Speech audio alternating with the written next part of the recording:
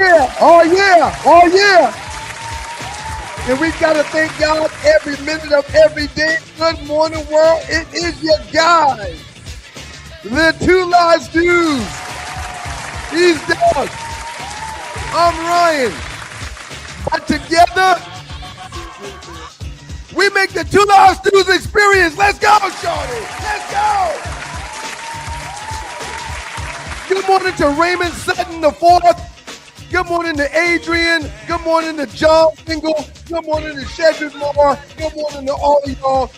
Good morning to you, Dougie Stu. How you feeling this morning, sir? I'm fantastic, sir. How about you? I know you're feeling great. Congratulations to your New York Knicks, man. Congratulations. I'm in a New York state of mind. I'm in a New York state of mind. Good morning, everybody. Good morning. Shouts out to the beautiful people in Detroit, Michigan, WGPR, Hot 107.5 yes. FM AC2. Good morning, Detroit. Sports Rap Network is in the building. I wish y'all would have made it to the finals from the East. New app on the iOS system now for your Apple phones. I believe the drone has already had a system set up on theirs, so you can pick up and catch the Sports Rap Network's app to catch up with everything that's going on, not just with the Stu Show, but within Sports Rap Network as a whole. Good morning, y'all. Mm-hmm. Mm-hmm. Good morning. How you doing, man? How's the weekend? Other than your team won a world championship, man. I can't even start to get into how this is. I want you to understand something. You called and threatened me this weekend. No, I didn't. You called, threatened me, man. No, I didn't threaten you. You threatened me. You said, "Listen, hey, man, it was almost like you had my kid or something." Good morning, Jasani. Good morning. And it sounded almost like, "Listen, if you don't send so and so money to this address, you'll never see this kid again." That's what it was like. Now, everybody that's listening, I called Doug and I said, "Hey, man, things are going to be different tomorrow, and if you want, you ain't got to show up. You ain't got to come. If you want a day off, tomorrow would be the day you want to take it, Doug." And he said, "Oh, no. Oh, I'm going to be there. I'm going to be there." Yeah, so, man, thank you for coming. Why wouldn't I be here? Well, this is my show. I'm half the damn Two Live Stews. Thank you for coming, man. Thank you for If being I'm not here, it's not the Two Live Stews. If I'm not here, it's only one stew. It's the one stew show. Right. Very cool situation happened during the show meeting this morning, even though we were having some technical difficulties. Apparently, we've got those things worked out because we're now here.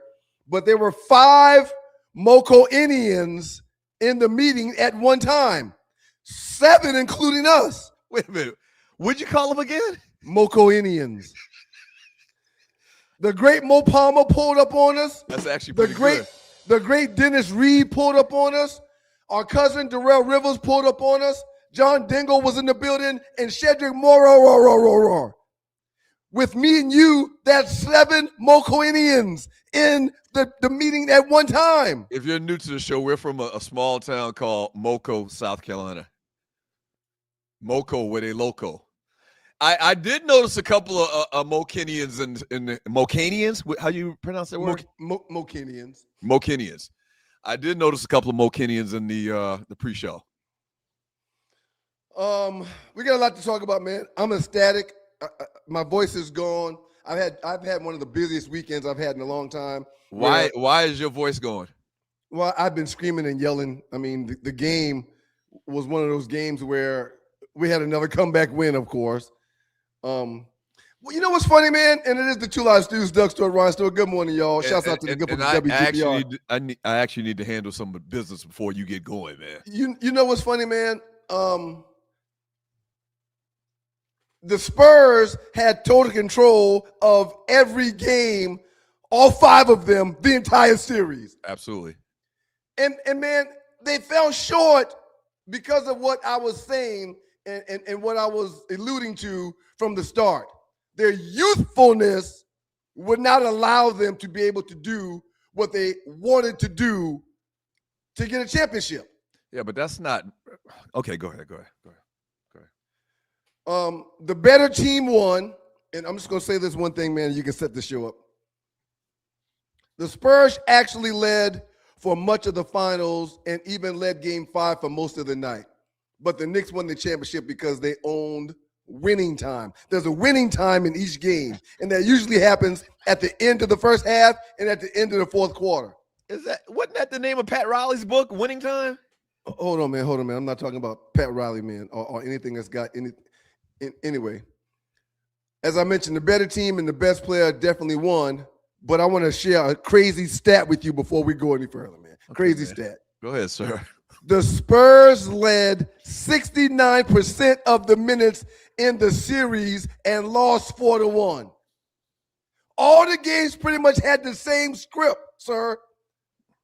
Knicks closed, Spurs could not close because of the youthfulness and the inexperience at positions and at coach. Happy for the Knicks, well-deserved.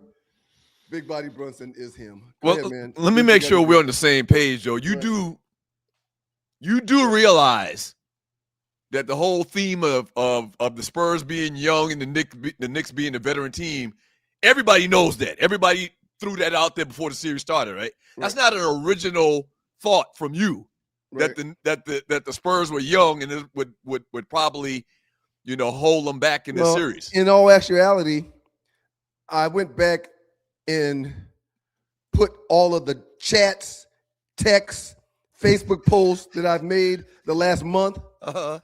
And, sir, I've been screaming that the youthfulness was going to be what bit them in the ass from day one. It's well documented. On this show, on this platform. No, I didn't say you didn't say that. What I'm saying is everybody has been saying that. Well, no. Everybody was saying that. What I don't want you to do or what I don't want you to think is that I give a fuck about what everybody was saying. I don't care about what everybody was saying. Well, I'm telling you what everybody was saying. But no, that doesn't matter to me. Right. That's irrelevant. That's irrelevant. You're right. For you to come on here right now when it's you and I that talk sports every day and you want to talk about what everybody was saying, that's irrelevant. That doesn't mean anything. Right. Yeah. On this platform from the start of this series, on this platform from the start of the NBA playoffs, when the Knicks took the Hawks on, I talked about the experience that this team had versus the teams that they would have to see. What's that commercial? Captain Obvious? You like Captain Obvious this morning, man. When this team won the Eastern Conference Finals and was waiting on the Western Conference Finals to be decided, I said on this platform, this very platform, I wasn't afraid of either OKC or the Spurs because of the makeup of this team. Right. Congratulations to the Young Knicks. Very happy that we got it done. And what I was going to say before I was rudely interrupted earlier was, it's my first championship, sir. Yes, in your entire life. It's my your first. Entire life. Congratulations, sir. It's my first championship. This is the first team that I am a part of their fandom. This is my first team to actually hoist up the trophy, and I'm over the moon. I'm elated. In comparison, I looked it up a couple of days ago. In my lifetime, my Lakers have won 11 championships in my lifetime. Congratulations to you. Yeah.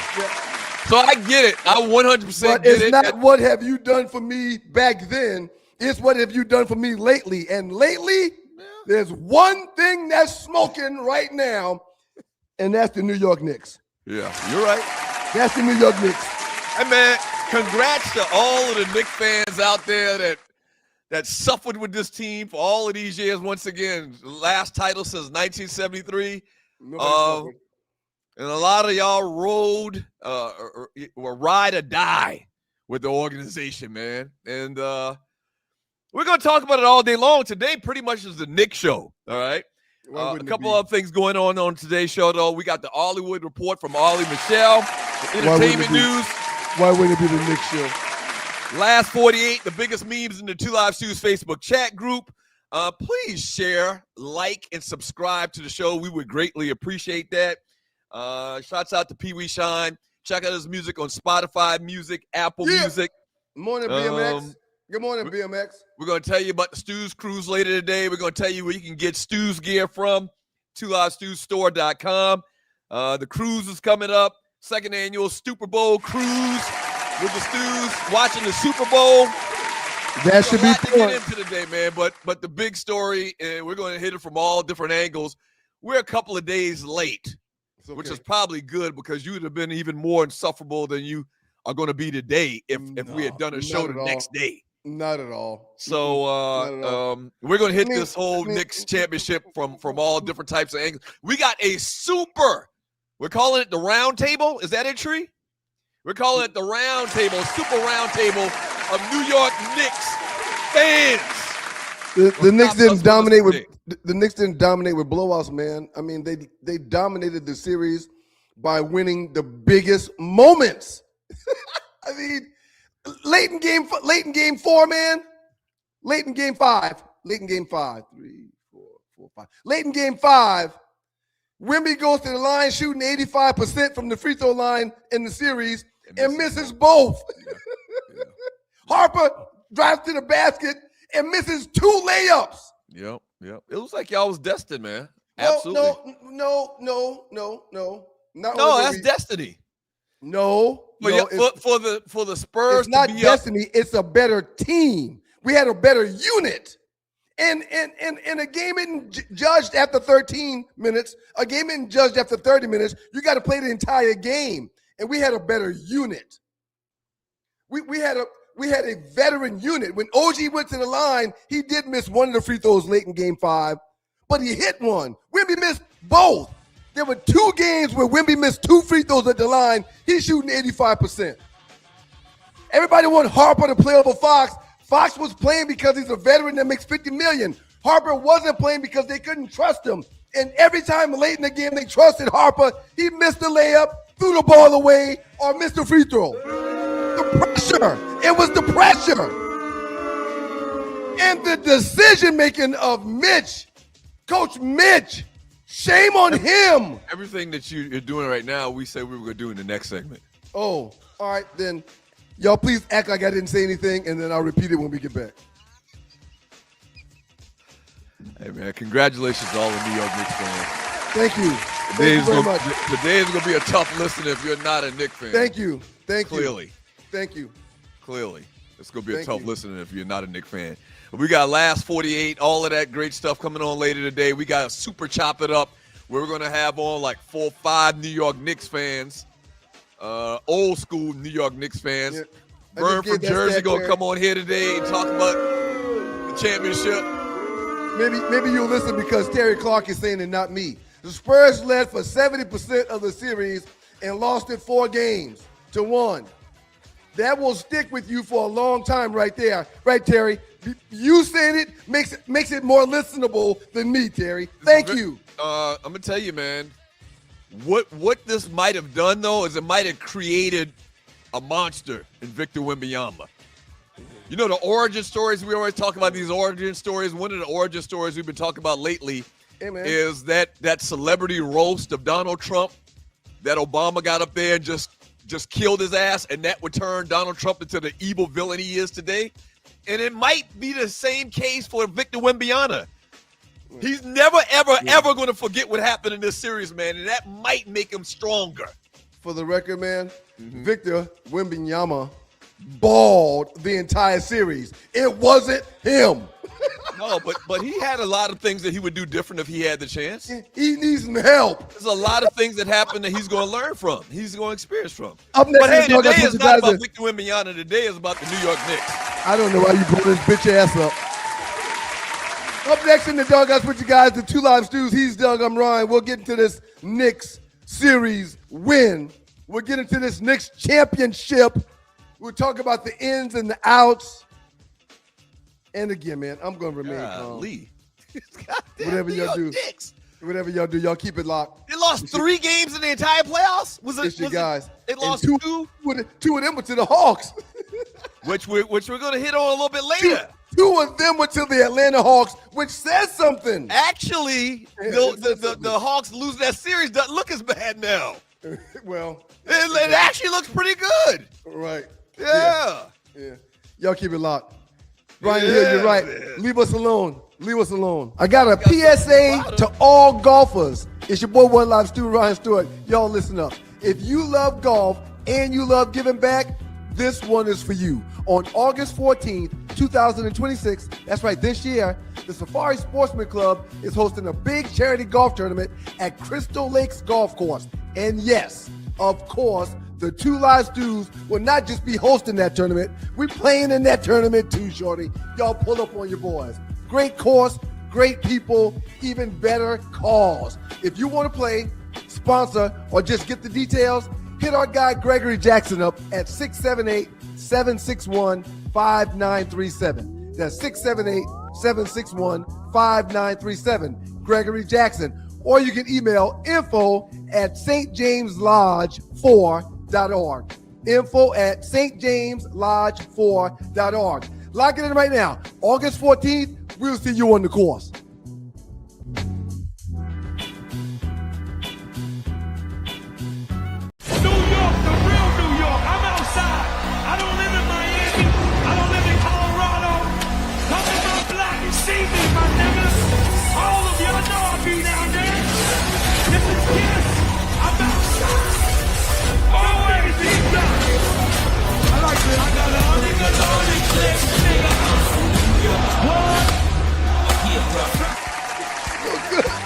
We played so good.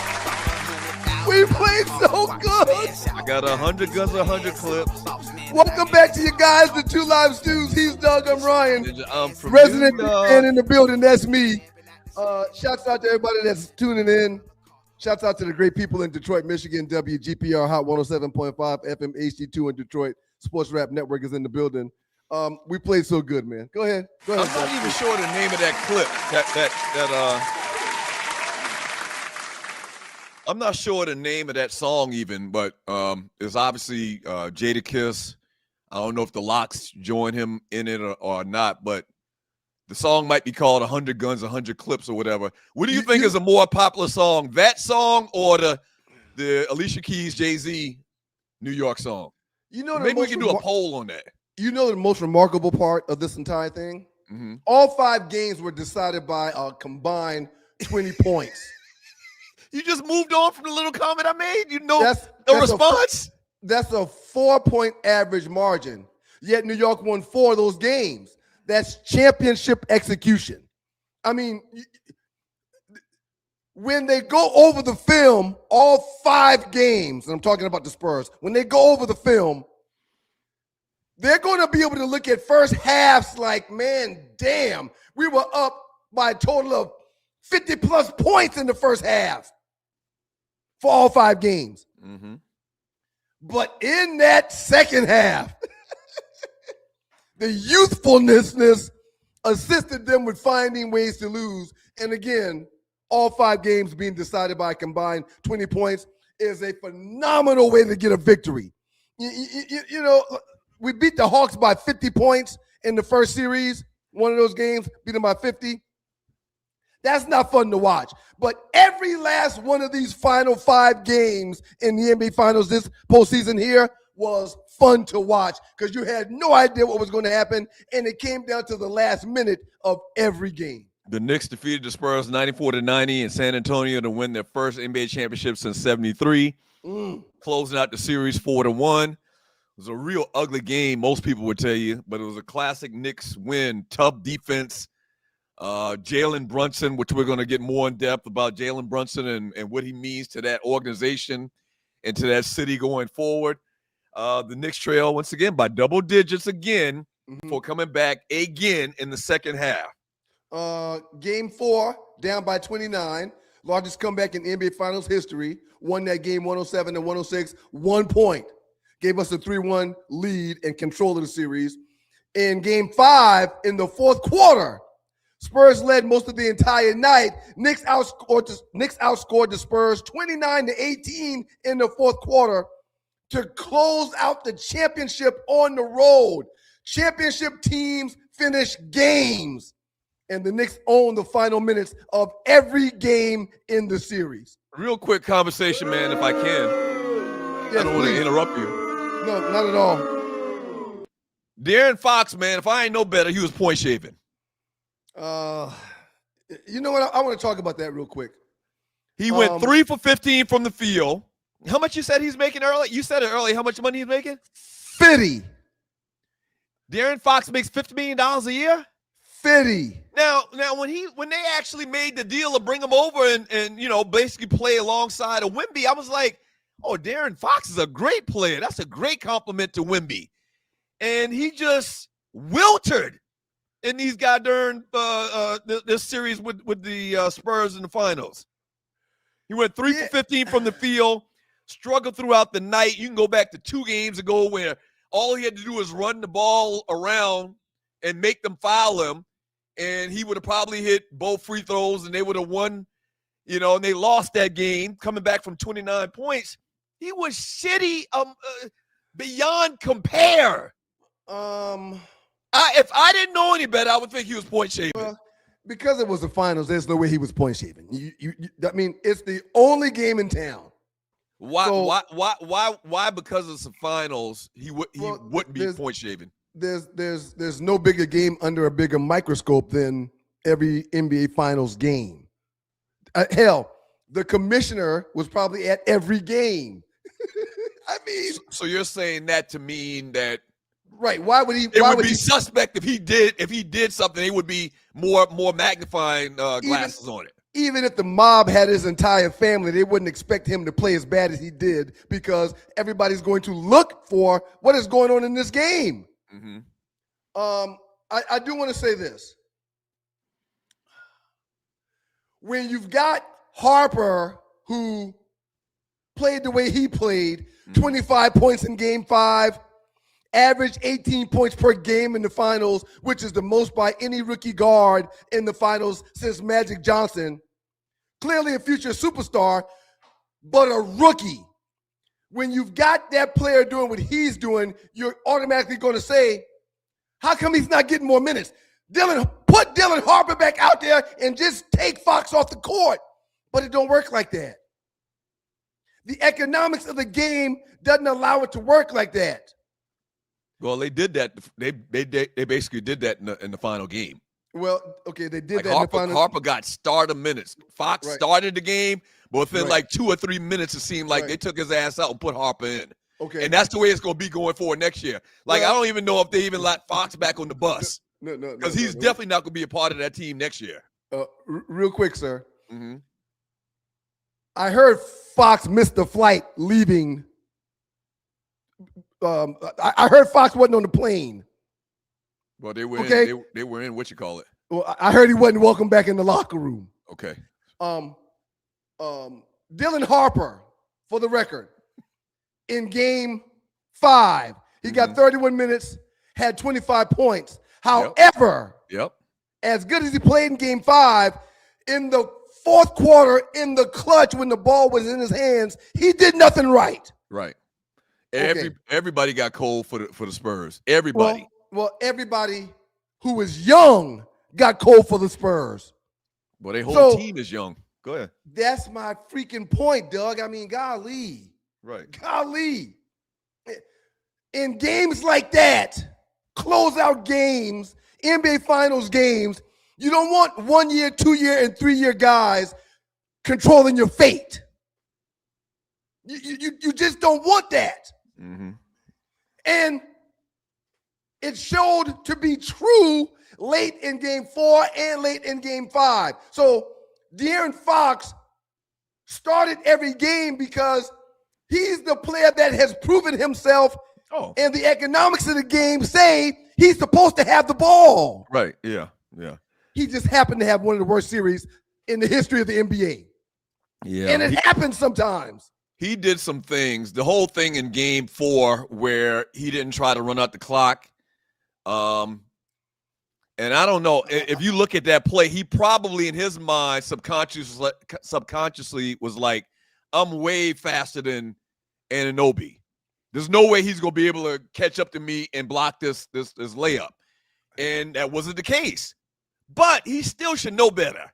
Like, he's played in the league maybe, Okay. I'm going to say 8 to 10 years. Let's talk He about should that. have known better. That's Let's why talk- it's very suspect, his entire play in the last 3 games in particular in the series. Let's talk about that real quick. Mm-hmm. Wasn't there a tad bit of pressure on De'Aaron Fox the entire series? Because from the start of the entire series, every time Harper came in the game, he was making plays. Probably. Okay. All right. Well, I mean, he has to know, based on Harper's play this entire year, in particular under the spotlight in the playoffs, that it's Harper's job. Okay. The only reason Harper wouldn't start was because he's a rookie. All right. In game 4, which De'Aaron Fox pulled the ball out and he wasn't supposed to. Uh-huh. Harper had 21 points. Fox had 18. What does that mean? He needed buckets. That's why he didn't pull the ball out. In the back of his mind, he's got to be thinking, I got to show my worth. Mm-hmm. Yeah. Yep. This rookie has come in here and he's got 21 points in 32 minutes. I'm still not convinced he wouldn't point shade. Because he know Hey, better. man, the psychology of the game made him say, I need another bucket. As a matter of fact, I'm going to get this bucket and I'll probably get fouled. So I can go to the line and get 3 points. But I need this bucket. I can't let this rookie come in this game that's a pivotal game and outscore me. Fox's credentials to get into the arena have been revoked. Yeah, man, it's real bad. But you know what? He's a great player. He's a great player, and he'll get picked up. All of those years when he was in Sacramento, man, it was like he's better than everything else they got out there. His time as a Spur is over, sir. Oh, it's definitely over. Yeah, Somebody posted in the chat room that he's probably going to end up being a Laker. I would love to have him on the Lakers. Now, he needs to have a couple of sessions with a psychologist to get his mind right, but I would love to have De'Aaron Fox as a Laker. I would absolutely love it. He got to fix some things, but I would love to have him as a Los Angeles Laker. That's exactly what we need, is a point guard like that can score, that can be a floor general, deliver the basketball in good spots and whatnot, man. But as far as this series, I'm not sure if he wasn't point shaming. I'm serious. No, I'm serious. From MRK P95, Fox with that big number and with that terrible finals might be untradeable. No, I think it doesn't work like that. I think you know who that reminds me of? What's the wide receiver that AJ Brown? His salary is not $50 million this year. It's actually $37 million this year. That's a lot of money for somebody. Right. Still. Fox reminds me in this situation right now. We're talking about Fox. He reminds me of AJ Brown. Even though AJ Brown for the Eagles didn't have the great numbers that he thought he should have, that a lot of people thought he should have, you still knew the talent. Right. No matter what. So I knew other teams would be happy to have him, even though he was a malcontent there in Philadelphia. Seems like a lot of times he was aloof, reading books on the sideline and whatnot. You would ignore that because you know the talent. I think a lot of teams in the NBA will be like, nah, this dude can play. We don't know what happened in the series, in the finals, but we would love to have him on our team. Just give him a reset. We would love to have him on our team. His rookie year was 2017, 2018. He is a 9-year vet in the National Basketball Association. Yeah, absolutely. But I don't want to talk about him, man. Let's talk more about your team and the fact that 50 years we've had no New York Knicks championships, a lot of disappointment. I'm sure you can attest to the disappointment. You couldn't attest to winning, but you could attest to the losing, and they got it done this year, man. Shouts out to Josh Hart. He was the glue guy, elite rebounding from the guard position, hustle plays, transition offense, defensive versatility. Shouts out to Josh Hart. OG Anunoby, who, if Big Body Brunson didn't drop 45, which is something the Knicks have never seen in the finals game. If Big Body Brunson didn't drop 45, OG Anunoby had a chance at probably being the MVP of the entire series. The We're game going to winner talk. put back in game 4. Yeah. 33 points in the historic comeback game 4. Defensive assignments on multiple Spurs stars, locking them down. Led the finals when it comes to win shares. He played outstanding. I'm very disappointed in Big Cat. Game 4 and Game 5, Big Cat found himself in foul trouble in the first damn quarter, in the first 5 minutes. That can't happen. But guess what? The Knicks, being a veteran-laden team, won despite not having Big Cat on the floor. OG stepped up. Bridges stepped up. Shamet off the bench stepped up. Alvarado stepped up. So you got a guy that, in Karl Anthony Towns, averaged 22 points in the series, averaged 10 rebounds in the series, a constant double-double, who didn't play much in Game 4, Game 5, and we still won.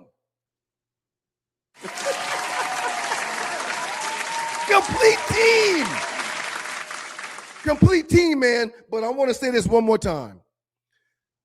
Victor Wembanyama averaged 28 points and 11 rebounds in this series.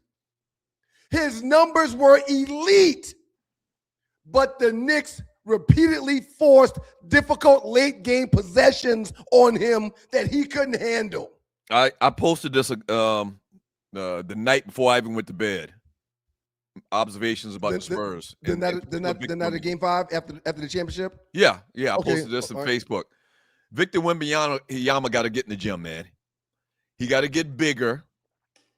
He has to get stronger, which I don't think is hard. He can put on 15 solid pounds. He can put on 20 pounds of solid muscle, sir. He can put on 15 pounds. So that's not unobtainable.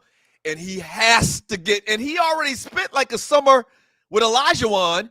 But the problem with Olajuwon's game is you have to be able to get in the paint. He can't even get in the paint.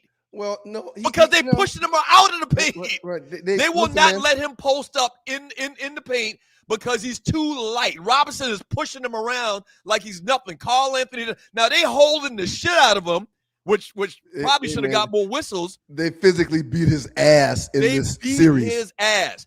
I would like to see Wemby, contract Kareem Abdul-Jabbar and teach him that skyhook, man. I think because they got the same body styles. Thank you, Tree. They got the same body styles.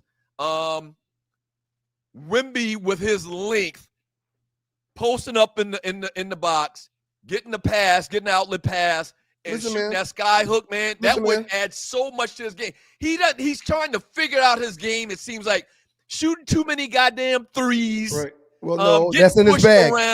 That's in his bag. Well, but the mid-range and the three-pointer is one of his shots. He hits those shots. I understand, but man, I understand. Miss Sonya, thank you. Right, no, do you want him in the paint more? Yeah, you do, even though he gets his ass beat when he's down there. And every time he was down there and they threw a lob, it was a dunk or a layup. But the physical brutality that he had to endure getting in that paint. However, he can shoot the three. He can shoot mid-range jumpers, which is what makes him so tough to guard because you got to pull a big out of the paint to check his big ass. Man, and listen, it's hard to argue about they need to do much more anything because they easily could have won this series. They easily could have been up 3-1. So you don't want to go crazy and changing everything. But Kareem, hold on. Let me say this last point. I'm going to move on. Right. Word out there on the street is Kareem needs some money. Like he's not financially in the greatest place that he's been in his life. Write that man a check for $1 million. Go and work out with him every day in the gym over the summertime, man, and get your sky hook together and come back next year and win 5, 6, 7 championships. That's what Victor Wembanyama needs to do. He needs to get a shot, a go-to shot. And the sky hook, I think, would be great for that young man. In Game 5, Brunson had 45 points. Bridges had 14. Josh Hart had 13. OG had 11. When you've got somebody that drops 45 points, you just need a couple of other guys to go in double digits. Okay, in game 5, Wemby dropped 25. That's not enough. No, Wemby dropped 19. Harper dropped 25. 12 and 14 for Vassell and Champagny. Sir, Brunson and Anobi both dropped 30 in game 4. So Wemby just needs help. He played incredible. He had an amazing series, right, but there was no consistent on the bench with him or on the floor with him for the San Antonio Spurs. So listen, I use a lot of time to talk about what Fox didn't do and some of the skills that they have going on right now with this team. Yeah. But they're not that far away. Like, I wouldn't make any wholesale changes. The only change I would really make is I would start Harper and tell Fox he got to go. No, Fox is gone. Up next in the Dog, I switch you guys to Two Live Stews. We'll get into the MVP of the series, Big Bobby Wilson. Yeah, they don't have to do much different. They got experience. They got a year of experience. Get rid of Fox, start Harper, and they Gucci. Big Body Brunson up next. Keep it locked. Shout Use out to that you, Detroit. $37 million to pay somebody else to come in there and give you good minutes. They right there. They shouldn't do nothing crazy. Don't make wholesale changes. Raindrops falling on the Buick. I'm trying to find a way to put all my thoughts in my music. Bully beats and be abusive. Wordplay is southern cutting edge. Execution been exclusive. 540 vapes, I'm on repeat. Visits let me get for entourage. Promise 2 honey packs and a double twix. Walk out the store, jumped in the Audemo crib. I'm playing that Jada Kiss. Interlude shit, yo, that big hit. Yo, you gotta admit, even though Jada New York. Hearing this beat, catching this groove, strategically making a move. This is chess, not checkers, built for official rhyme records. Biff, we paid our dues. Manila envelopes, dimes and nicks, bottles and James, pina colada and OE was the mix. We called it the formula. Mind how you drink that drink beforehand. Yeah.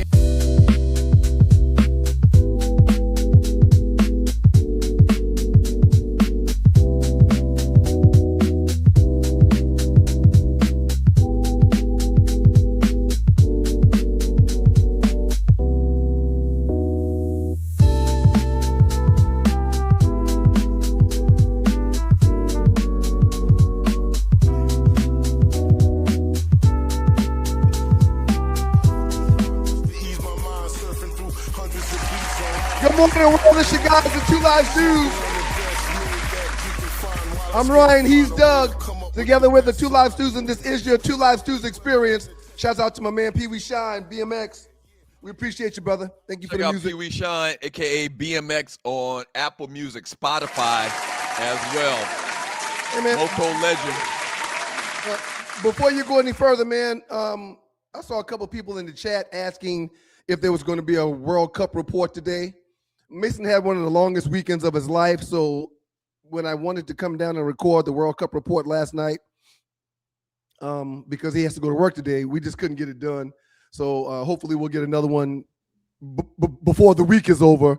But happy birthday to your nephew, man. He's 15 today. I know. I got it on my calendar. Happy birthday to your nephew, man. Happy birthday, Mace. When we get to the picture of the day segment, I'll share some of the good news from his weekend. But yeah, man, it's Mason's 15th birthday, man, and I can't believe that dude is 15 years old. It's absolutely mind-blowing. Shouts out to you see the questions I've been posting, Ask Mason, right? Yes, I love it. So I've been posting these questions to the novice soccer fan about this game of soccer. And a lot of people respond back like, have been responding to the post that, you can't be this ignorant about soccer. I am very ignorant about soccer. See, I have never watched more than 10 minutes of soccer in my life. I wish they wouldn't do that. I wish they wouldn't talk to you I'm like serious. I mean, but these people saying this stuff, you got if you they don't know nothing their damn self. They don't know nothing their damn self. That's the point I was going to make. Right. Exactly. Right. Yeah. So I would say 95% of this country is like me. They're very ignorant to soccer, whatever, because we really don't get down with soccer or football, as they call it, the original football. We don't really get down with it like that. So I'm asking these questions And I'm kind of trying to spurn conversation with the listeners, having some fun with it. But in particular, I want my nephew Mason to come on and answer some of these soccer questions, man. He would love to, man. He would absolutely love to. Shouts out to the USA team who beat Paraguay in their first game. Phenomenal. Played really good. I watched a lot of soccer this weekend, man. Mm-hmm. Played really good. Real quick, man. Brunson dropped 45 points in the final game, which is a Knicks finals record. He had 29 points in the second half, 15 points in the fourth quarter, and the New York Knicks only scored 94 points to win the game. Look at this guy here, man.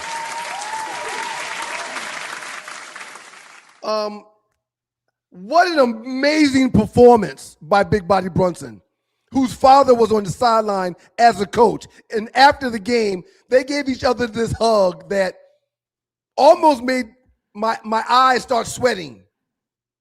Because I can't imagine how a former Knick himself, Big Body Brunson's dad, current coach, his son takes after him and is an NBA star.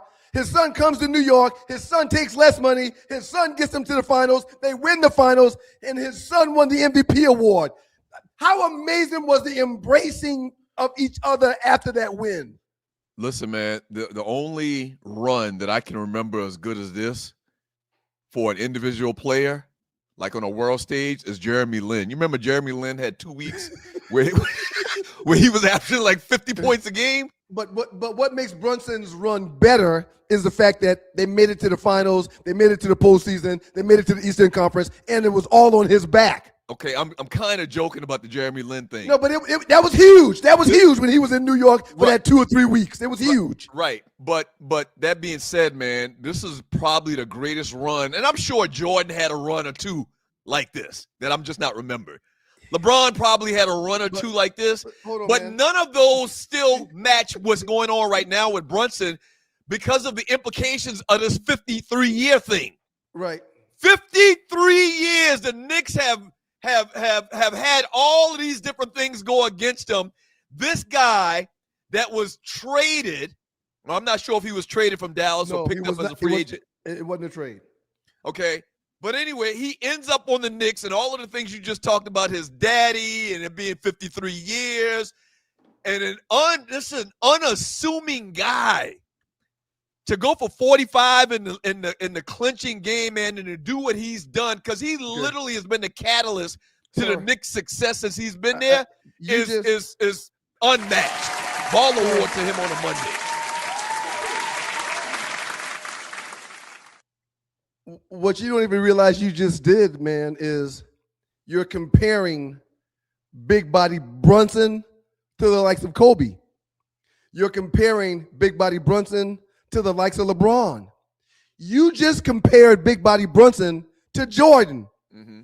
But he's none of those guys. He's nowhere near those guys. But his finals run is probably one of the best ever. Well, as an individual player, no, he's not. Yeah, he's not on the scale of LeBron, Kobe, and Jordan. He's not even in the same hemisphere as those guys. Yeah. But he is. Yeah, but I'm gonna tell you, man, having 45 points in a clinching game in the playoffs and the finals, kind of puts them to those guys' level. Hey, man. Not from an individual standpoint, but this talk right now is going on about who's the most heralded Knick, or where does he rank among Knick legends? Everybody talks about Walt Frazier. We're going to talk about that later. Everybody talks about Willis Reed, Patrick Ewing, those guys. Yeah. I think you got to put Brunson ahead of them guys. Big Body Brunson, earlier this year, a couple of seasons ago, the great Becky Hammond. You know who Becky Hammond is. You're right. She talked about how he's too small. Guys that size don't win championships. However, he put up numbers in this postseason and in Game 5 that we've never seen in New York.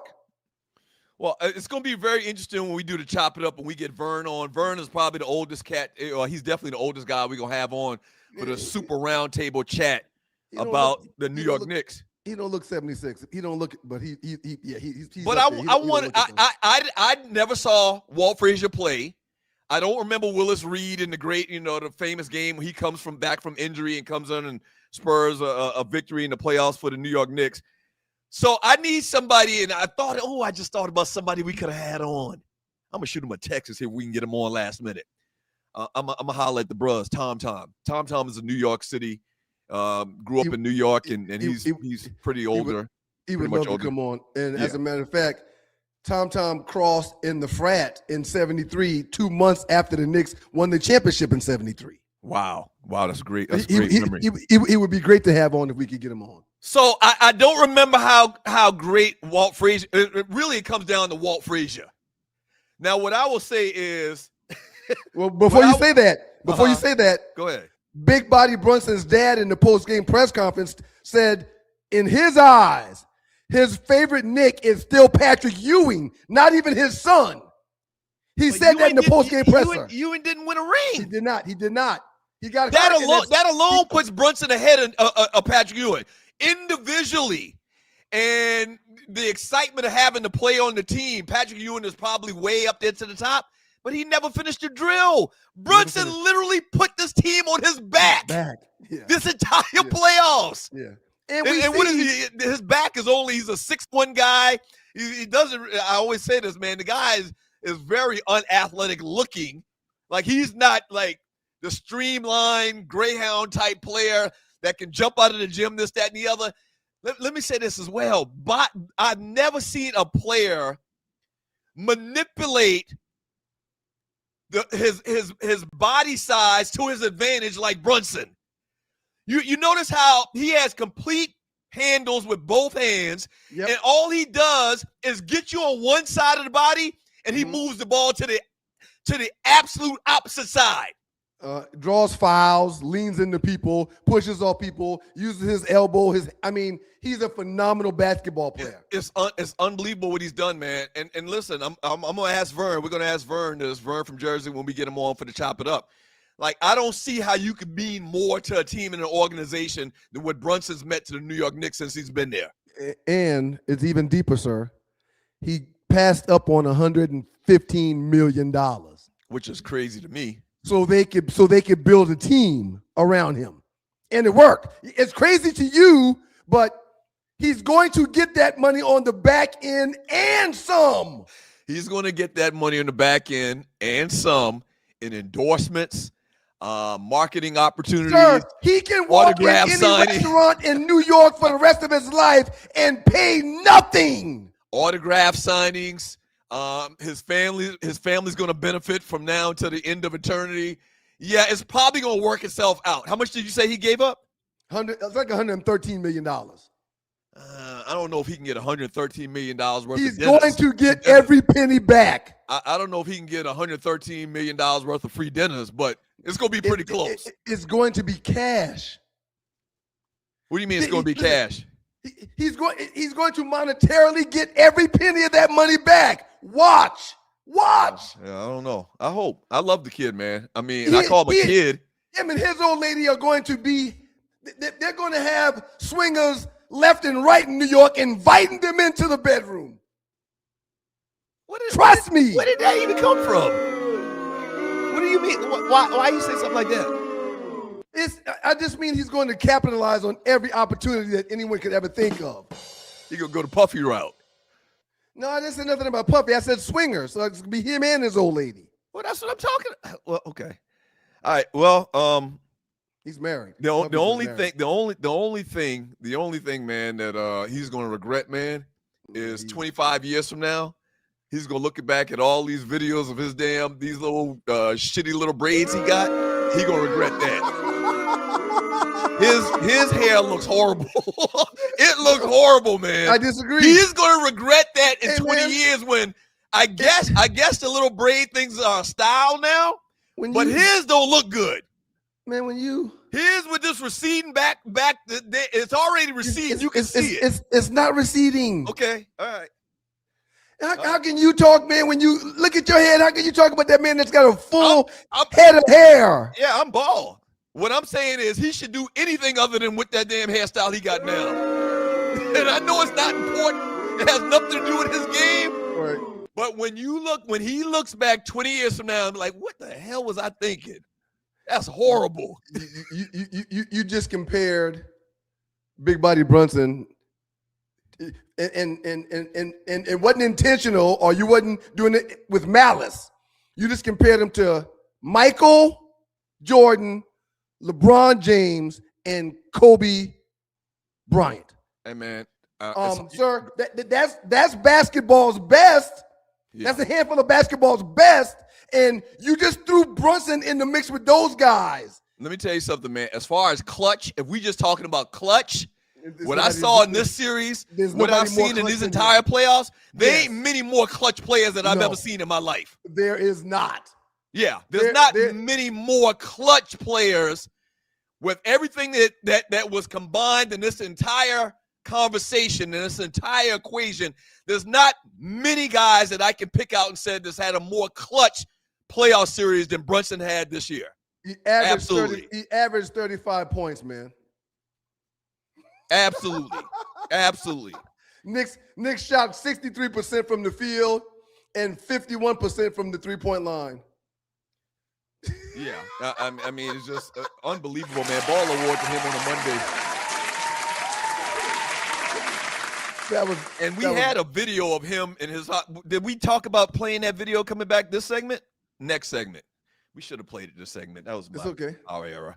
We should have played it, but it's been well chronicled. They've done stories in Brunson showing him and his pops like in the driveway.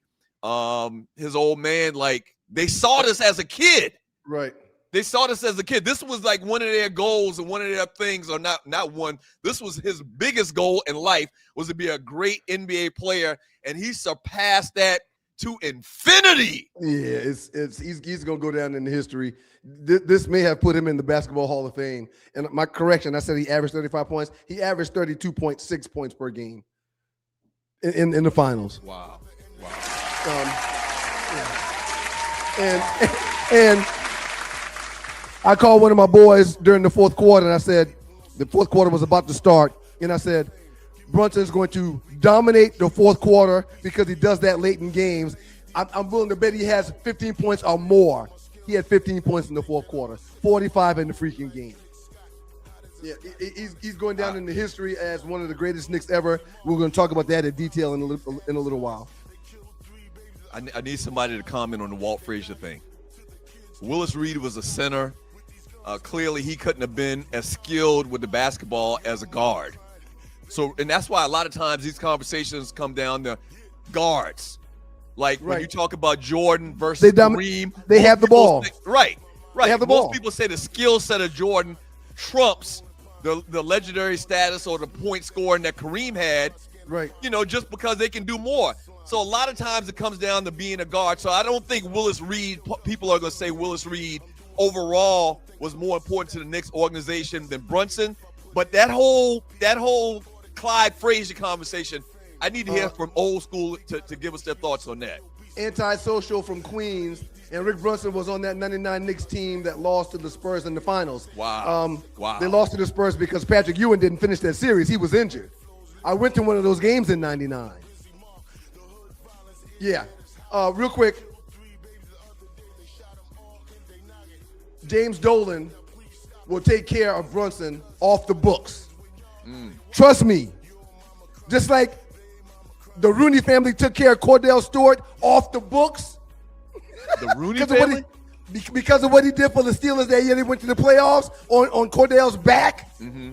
They broke that man off the books. James Dolan will do something like that. He will get every penny he gave back for allowing this team to do what they've done. Wow. And thanks for joining your boys in the Two Live Stews experience. We're going to spend some time with the great Ollie Michelle up next in the Doghouse with you guys, the Two Live Stews. Stewart Media and Entertainment. Entertainment coming up next. Wow. Ollie will definitely talk about the crews that we've got going on. I'm going to get an overwhelming response from everyone that I've shared the information with. Wow. Knicks win a championship, man. Knicks won a championship. What up, folks? It's your boy Doug Stewart, one half of the world famous Two Live Stews. Now, what I do in my daily life is I work in the financial services industry. In particular, I sell life insurance, okay? I do retirement planning, investing as well, but really I focus on life insurance. You need somebody that you can trust to sell you a life insurance policy, to get you the right life insurance policy.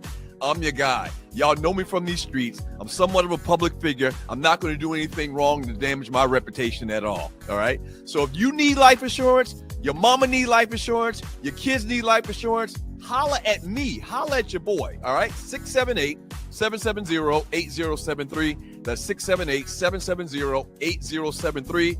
I've been doing this thing a long, long time. I've hired, trained, and managed employees and agents in the life insurance industry. Holla at your boy. I got you covered. You good. 678-770-8073. I got you.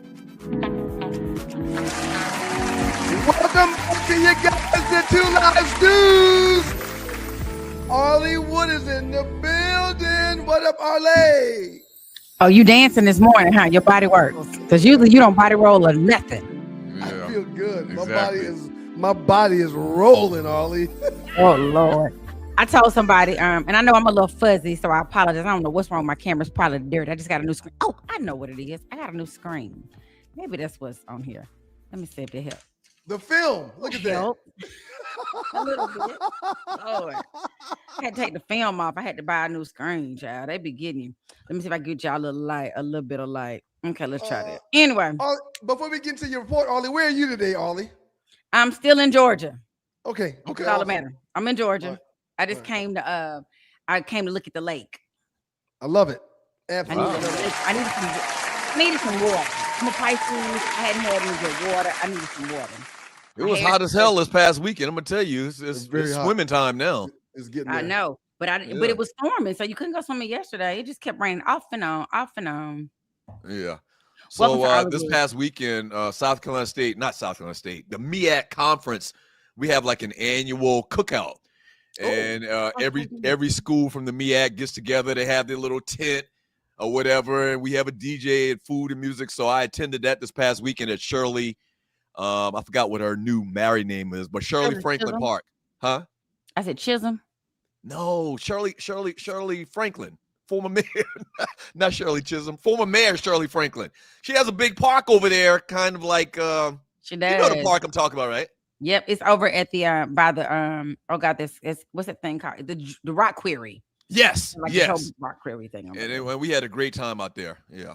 And it was hot. The reason I brought that up because it was hot as shit Saturday. Well, it's still the middle of June. So if you think it's hot now, Yeah. wait until July or August, sir. Oh my It's God. going to be smoking. Y'all do realize it was cool, like in the 60s, 30s, 40s. Oh, well, it got down to like the 40s and 50s still in May.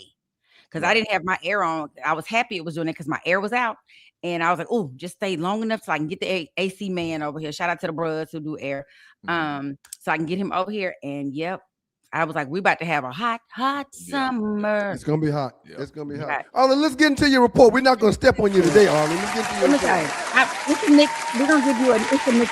Arlie, thank you very much, Arlie. I really appreciate the love, Arlie. I thank you for telling me congratulations. It means a lot coming from you, Arlie.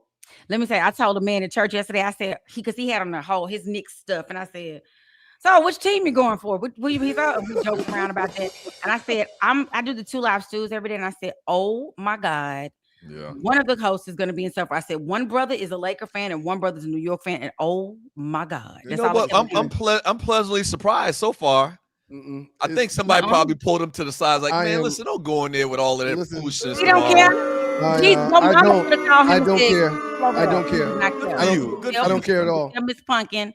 Yeah. Sorry, Doug gets talked about the Lakers all this time and the Lake Show and the bitty, and I'm about to get a Knicks state. I don't care at all. I am so happy that there's nothing that I need to say. Right. Prior to winning the championship, I had to. Exactly. I had to fight for position. Exactly. Prior to winning the championship, I had to fight for position. I had to show y'all why, and I had to tell y'all why my team was going to do what they were going to do. But now we've won it. I ain't got to say nothing. We're the champs. But you do know that you've told us that we've been doing this 26 years. Shut up, boy. Shut up. You do realize about 10 of those years you said the same thing too. Right. Well, he finally got me. That don't matter. They keep shooting arrows. Again, you keep talking about old shit. That don't matter. It don't mean nothing. I would like to ask you this, Brian. I just want to say to all the Knicks fans out there, I just want y'all to say thanks to the Hawks, because had we beat y'all, which we didn't, we helped y'all be a better team, to be better prepared, because we shocked y'all. Exactly, Ollie. So we would like to thank you for we whooped y'all by 60 points. But we had to get out together. If my meat was a quarter inch longer, I'd be a porn star in LA. I don't care about all that. Hey, he was a Knicks fan, and he said, you know what? You're right. Thank God we won. Anyway. Thank you, Tree. Thank you, Tree. No. Thank you, Tree. I'd be in LA. I'd be in LA working. No, you wouldn't. You'd be on woulda, shoulda, coulda. Woulda, shoulda, coulda. Your ass hammed up. Hush. Everybody wanting to talk about woulda, coulda. Shut up with all that. You have to give us that credit, and you don't have to do nothing. I ain't giving y'all shit. Let's go, Knicks. Shut up. Y'all don't deserve nothing. Shut up, boy. Y'all don't deserve nothing. Shut up. Yeah. How you don't want to come in here and throw your weight around? Be quiet. I swear to God, we can't be in the same place. I would just dive on you if we were in the same place. Shut it up. I would like to wish Mason a happy birthday. And when we're speaking of soccer, I just want to send a shout out to all these African nations who are living in the country. Because some of them ain't lived over here. But the ones that are getting in with them outfits, I mean, please. They got some funky kicks. They got some real funky kicks. Peace, Osiris. I see you, Q. Coulda, shoulda, woulda crew. Shut it up, Ryan. Yeah, anyway, those kits look really, really good. How much World Cup have you watched, Ollie? I haven't watched any just yet because I was hoping Curacao would win. And I saw Germany beat them right off the rip, and I was just mad. Yep. Because Curacao came in so happy. They were singing gospel songs. They were doing all this stuff. Right. That's why they got smashed. Because they wouldn't focus on the game. Right. They were, but they had a good, shut up. Y'all. From my time playing FIFA, Germany's usually one of the better teams every year. I do know that. I would say this: Germany probably has some. I'm surprised they're not in more of our more sports over here. Like they have so many other people coming to our basketball and playing football with us and stuff. I'm surprised they're not in more stuff because they're a lot more focused. We're not as focused over here. We just want to floss and rap and sing. It's too much. But anyway, it's birthdays. Happy birthday to you, Mason. Happy birthday to you, Mason. Happy birthday. We would like to give a happy birthday to all of the Stews and Stewettes out there who might not have told their birthdays. Your aunts, your uncles, your cousins, your mamas, your daddies, your children. Happy birthday to them. To the celebrities out there like Mason. What's Mason's middle name? He after one of y'all. Norman? Mason Joseph. Mason Joseph Stewart, who I remember when before he was born. I remember when your oldest was like 6 months. So Lord have mercy, Jesus, right. you is old. I remember because you told me about it. I wasn't there. But we want to send a happy birthday to songwriter, actor, and filmmaker O'Shea Jackson. Y'all know O'Shea? Ice Cube. That's Ice Cube, little boy. Ice Cube in the building, 57 years old. R&B singer Carl Thomas. Oh, I used to love me some Carl Thomas. 54 years old today. I like Carl Thomas. I like Carl Thomas too. Carl Thomas is good. I think he was at the event yesterday at the Wolf Creek. They had a Juneteenth. That amphitheater this time of year be rocking. They be having so many great shows out there during the summertime at their Wolf Creek Amphitheater. Shouts out to the homie. Yep, and their Juneteenth was, I think it was a free show. Kanye and Kim's eldest daughter, Northwest, very creative name, but still a lot. 13 years old. Wow. And again, shout out to the second or the middle child of JP and Ryan Stewart, the nephew of the GOAT, Doug Stewart, Mason. Happy birthday, Mace. Money making Mace. And I meant to send Tree this picture, but I forgot. Florence Johnson, also Mary, Marla Gibbs, yesterday turned 95 years old. I did a movie with her, and I had a picture of the two of us. We were cute. But anyway, shout out to her for yesterday. The Carters, Rumi and Sir Carter, their children, their twins turned 9. Powerhouse vocalist SWV, Coco.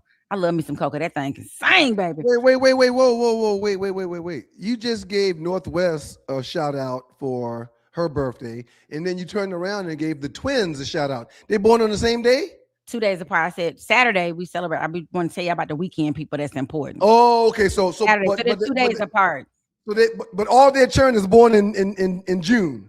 Those three. I don't know where the West and other West and the other West was born. People talk about, did they have what is it called when someone artificial insemination?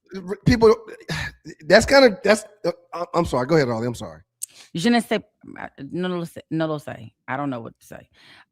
Yeah, Coco is 56 and actor James Luke turned 42. So I just want to give a quick update. It's probably not a discussion. Just wanted to say that we're listening to it and watching it with the whole Big Tigger and the domestic abuse allegations, praying for them and their family. They all decided to make statements. So in the middle is the wife. She just decided to keep her maiden name, Miss Brown.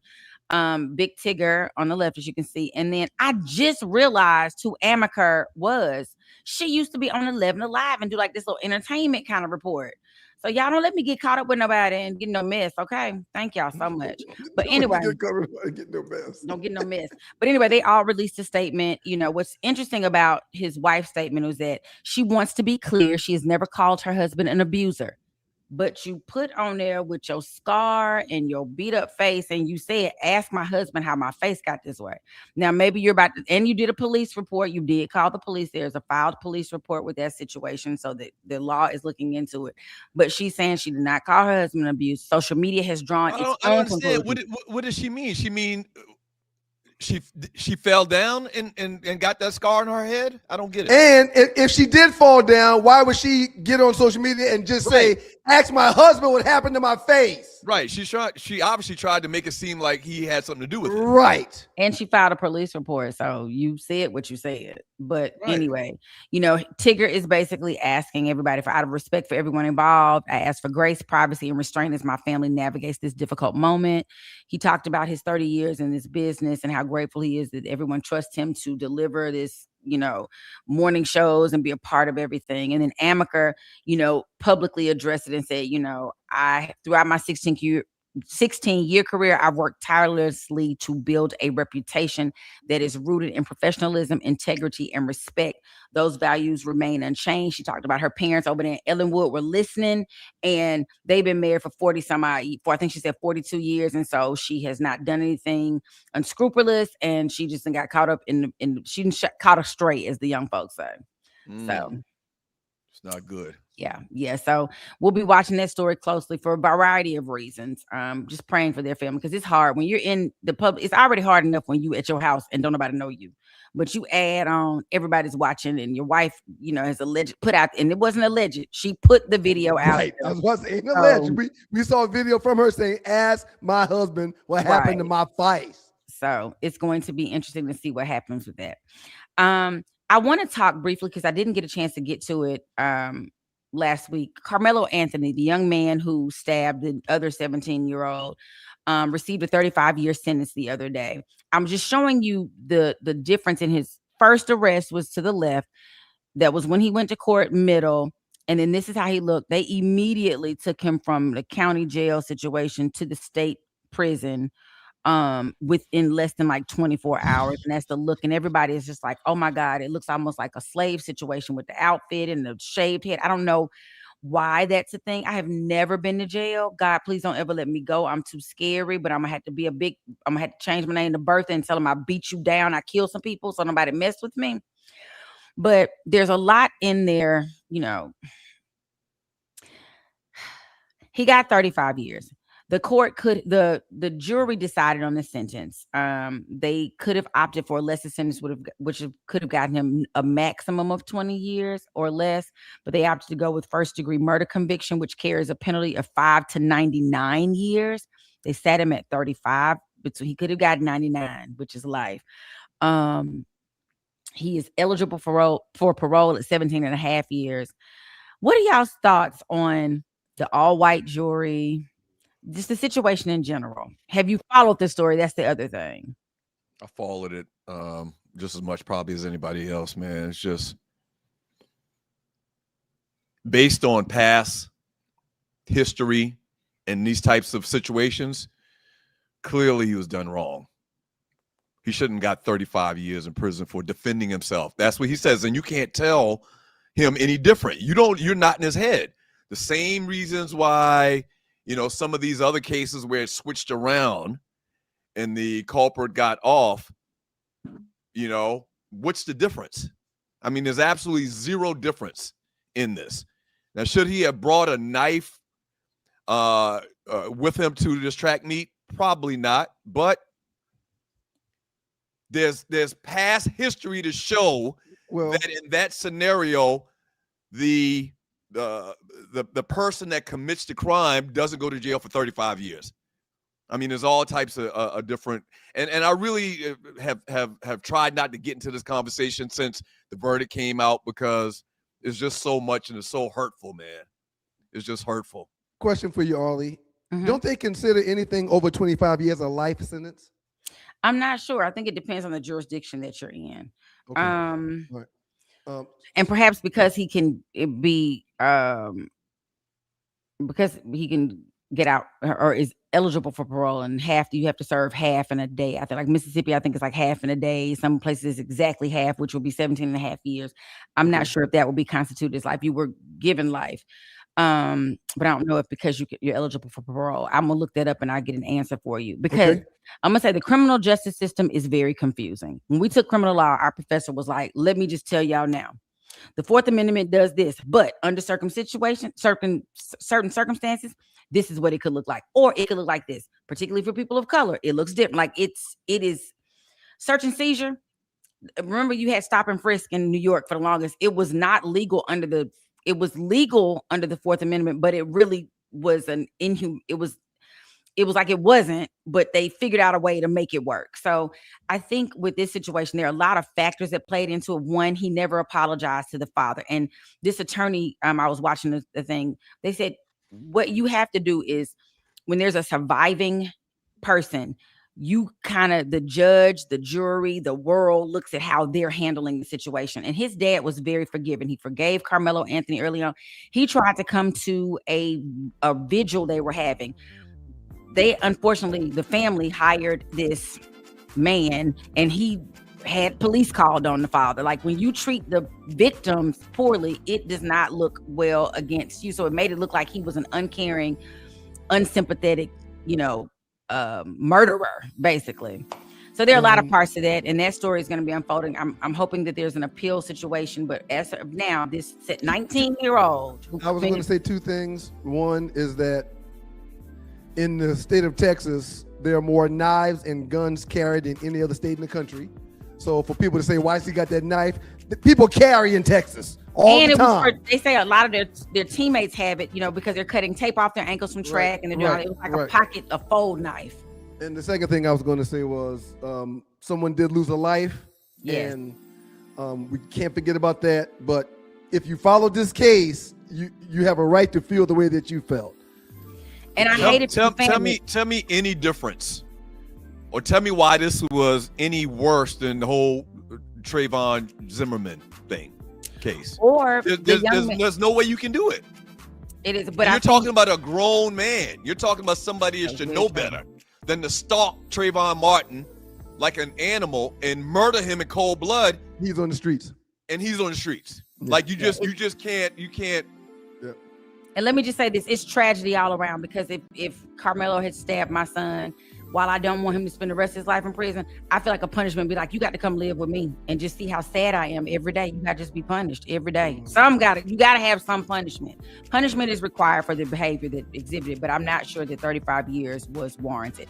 My last statement, I just want to shout out to Spike Lee. I hope, there's a poll online. Everybody's trying to get him a ring because he is such a super fan of the New York Knicks. So on a lighter note, Spike, I hope you get a ring too. Let's make it happen. He can go buy one. It's okay. He can go buy one. No, you can't just buy it. You have to, the Knicks friends, they have to give it to you. Or not but they have to grant it so you can buy it, I guess. He spent $10 million on Knicks tickets the last 30 years. He can go get a ring.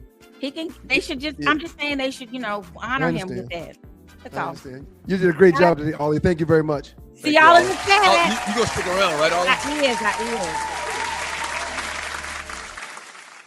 is. Got an epic roundtable coming up in the Doghouse with you guys, the Two Live Stews. New York Knicks are your world champions, everybody. First time in 53 years. We're celebrating today. You got my man, Jersey Vern. I don't call him the chief thing, he says, because that's not his name. That's somebody else's name. But Jersey Vern in the building, Microwave in the building, Dark Sun Rider in the building, and my man, Jew Jam in the building. Next roundtable up next. That's not the Knicks round table. What's just a round table? Hey, man, would you shut up? Knicks round table up next. It's not the Knicks round table. Everybody on here got, everybody that we about to talk to got something that says Nick on it, except for you, and you talk about it's not a Knicks round table. What kind of round table is it? That's actually this meme is misrepresentation. I'm not a Spurs fan. I'm just representing the Spurs' interest in this conversation. Is a better Y'all way keep to it put locked. Two Live Stews up next. What's going on with that one long gray hair at the bottom of your chin? Yeah, man, it is what it is. So he's just totally repelling the Beijing? I don't use any Beijing, man. I let them express themselves. Like we are going to express ourselves when people book the stews. Larry Brown, 404-895-9395. Repasses, funerals, open mic nights, bar mitzvahs. Yes, bar mitzvahs. Yes. Yeah. I would learn more about the culture before getting booked for one. But if I get booked for one, I'll damn sure come do it. Anyway, book the stews. 404-895-9395. Call our guy Larry Brown. Email him sme.larrybrown@gmail.com. Tailgates, strip clubs, scripper clubs. We do it all. Dropping the kids off at school, picking the kids up from school, going to the kids' school for recess. We do it all. Draft parties. Oh, yeah. We do it all. One thing we didn't mention, or we forgot to mention, so let me mention it. 4 small feet.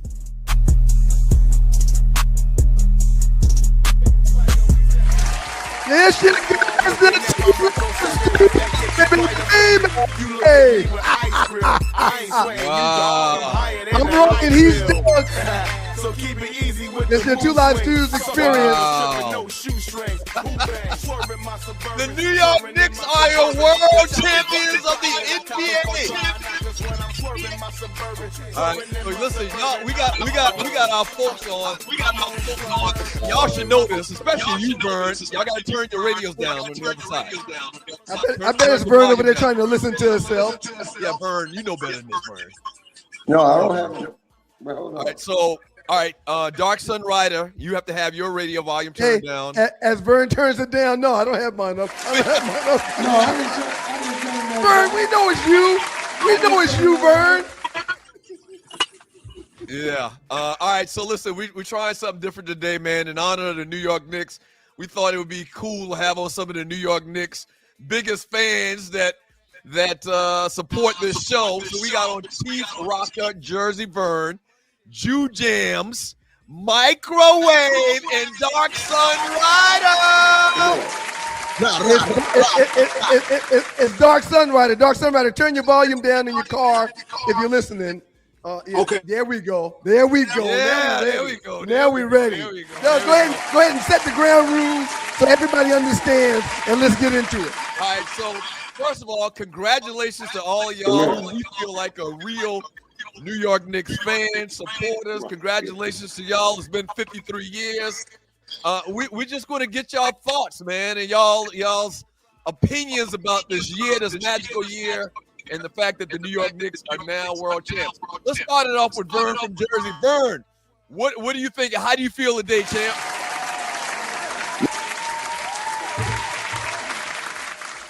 Damn, he's so excited. He's so excited. He got the hell out of there. That's how you feeling.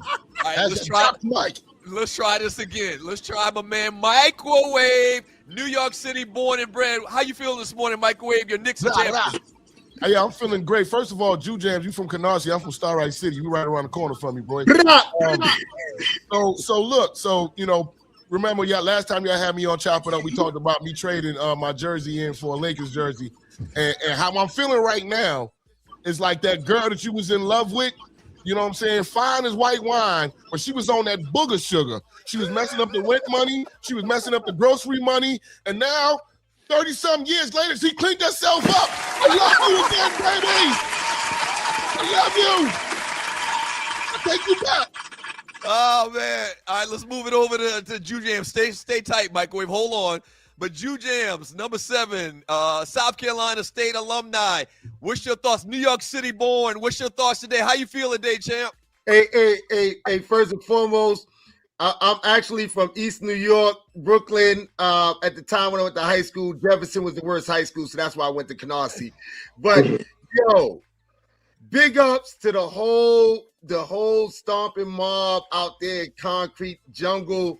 Getting it in. I love all of it. People say they hate the violence that's going on, but what you gonna do when you got 2 million people that all grew up in the hood? That's bullshit, Jew Jams. Let that man talk. Let that man talk. It's gonna happen, but we've been loving the Knicks forever.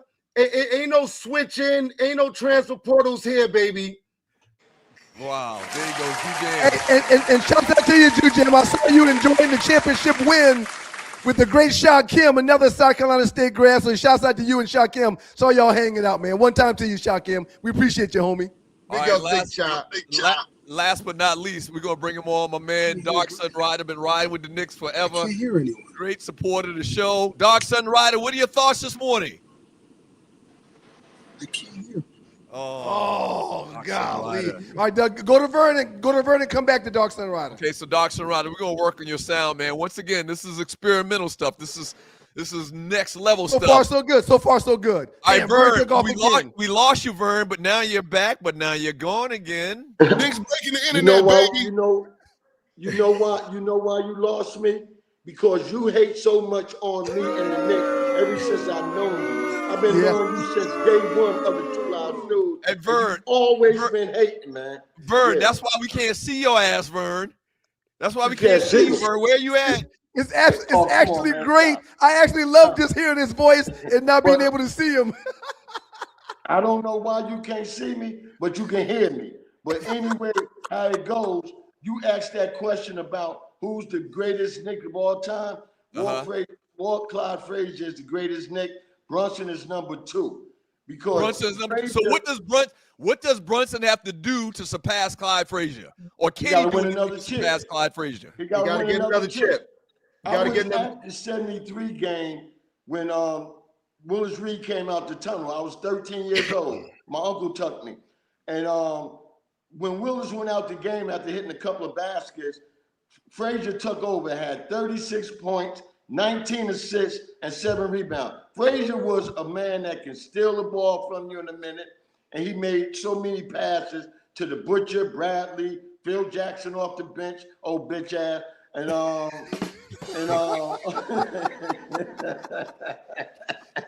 Well, Microwave, while we're here, do you and Jew Jams agree? Is Walt Clyde Frazier still number 1 in y'all's book when it comes to the greatest Knick of all time? Well, I'm a little younger. So for me, the greatest Knick of all time is always going to be Pat Ewing.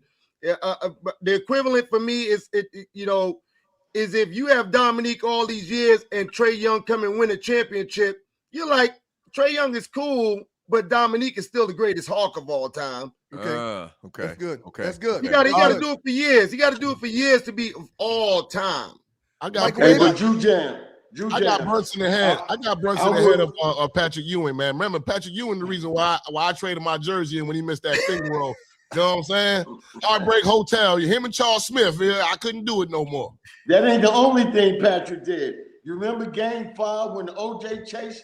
He had 5 fouls on Olajuwon and would not take the ball to the hole in the beginning of the 4th quarter. He was shooting fadeaway jumpers and jump shots. That's why Patrick Ewing would never be my top 5 of the Knicks. Hello? Yeah, Dark Sun Rider, you there? You hear us? Can you hear me? No, you can't hear us, man. Can't hear us for whatever reason, man. All right. Go back to what you were saying, Jersey Vern. Yeah, Pat would be number 6 in my top 10 of Knicks because I mean, as great as you came in New York being, you failed them in the biggest moment, and that's what we about in New York is the biggest moment. And another thing, right? Y'all talk about Doug and all the haters talk about how the fans are acting. A lot of them fans are YNs that never had a team Facts. like they have today. And they don't have nothing else to do but hang out in the street and do stuff like that. Anybody that was a fan like me for 50-something years or 40-something years, we just chill. I'm going to show you what I was chilling with, right? No, we can't see you, Vern. You ain't showing us nothing, Vern. Yo, hey, real quick, man, real quick. In defense of Pat had to deal with Black Jesus for many years. So he had a real hard thing to get by Jordan. And I'm gonna tell you something. That big body Brunson, you're gonna mess around and start thinking about him as you think of Jordan, because he overcame things that people his size just don't do. Right. It's the will and the dog in Brunson that made him win that thing. It ain't just normal. Get in the gym, do your couple workouts, whatever. You can shoot a nice jumper. Yo, Brunson is a monster. Absolutely, he is. Right, he's a monster. Ryan, let me ask you this: did you notice after the game was over, you too, Jew Jams? I brought this up on my show yesterday. When OG Anunoby threw the ball in the air, Brunson, he wasn't even celebrating. He walked over and shook Mitch Johnson's hand like he expected this. He expected this. He gonna get a couple. Yeah. I haven't seen a more laid-back champion to play the way that he did. I thought he would just be jumping around and running around, but no, he did have that feeling or that aura of, you know what, this is one of many. We still got more to do. So yeah, he was happy. Yeah, he was emotional. You're right, Microwave, but he still had this overall look in his face of there's more for me to accomplish. All right, and you know what I hated? I hated that the Spurs did not. Could y'all see me? I hated no, we still can't see you, Vern. It's okay, Vern. And you're a veteran at this, Vern. You should know better than this, Vern. But anyway, I hated that the Spurs walked off the court, man. You supposed to take history with history. The Knicks made a lot of history. You know, that's something that Doug and I disagree with right there. I think I can speak for him. If they don't have the balls to go out there and shake their hands, and they shouldn't be forced to do that. If their true nature was, let me just get off the court, good for you for getting your ass off the court. Nah, man, I had a problem with that too. I had a huge problem with that. You know, Brunson bust Wemby on his ass the whole series. He went at him one-on-one, and you ain't got the respect to go over and say, yo, great game. You know what I mean? Right. Mike had a problem with Isaiah for years behind that shit. That's why he ain't get on the Olympic team. You can't do that. No. You always gonna shake hands. Okay, so let's see if we can get Darkson right. No, we can't get him on again. Don't worry about it. Keep on going. It's all good. Mike, Riv, your thoughts? I thought y'all were talking earlier about De'Aaron Fox. I don't know if y'all heard this, but y'all know there's some rift between him and Dylan Harper. Mm-hmm. After game one, when De'Aaron Fox was playing terribly in the second half, Dylan Harper felt like he should have got more playing time. He started tweeting out all of the bad plays that De'Aaron Fox was making. De'Aaron Fox goes and swings on the dude in the locker room. Yeah. This is during the finals. You know what I'm saying? So, yeah. De'Aaron Fox was out there. He like, hey, it's one of two things. Either they got to him and tied his family up, and he going to be investigated like Terry Rozier, or he was like, hey, y'all going to get rid of me? I'm going to show you what. You're going to leave ringless out this bitch. Oh, yeah, and y'all have been known to kidnap people up there in that Tri-City area, New York, Philadelphia, Jersey, yeah. Allegedly. Allegedly. Hey, Ryan, can I say something to you, Ryan? Please, Vern, go ahead. Okay. This is so fitting. We can't even see your damn face, Vern. You're a goddamn you're a veteran at this, Vern. But anyway, Ryan, I just want to put this out there. And you can ask your people that was living up in New York for years, right? I got my name from Frankie Crocker, the chief rocker back in the days of DJ that played on the radio station.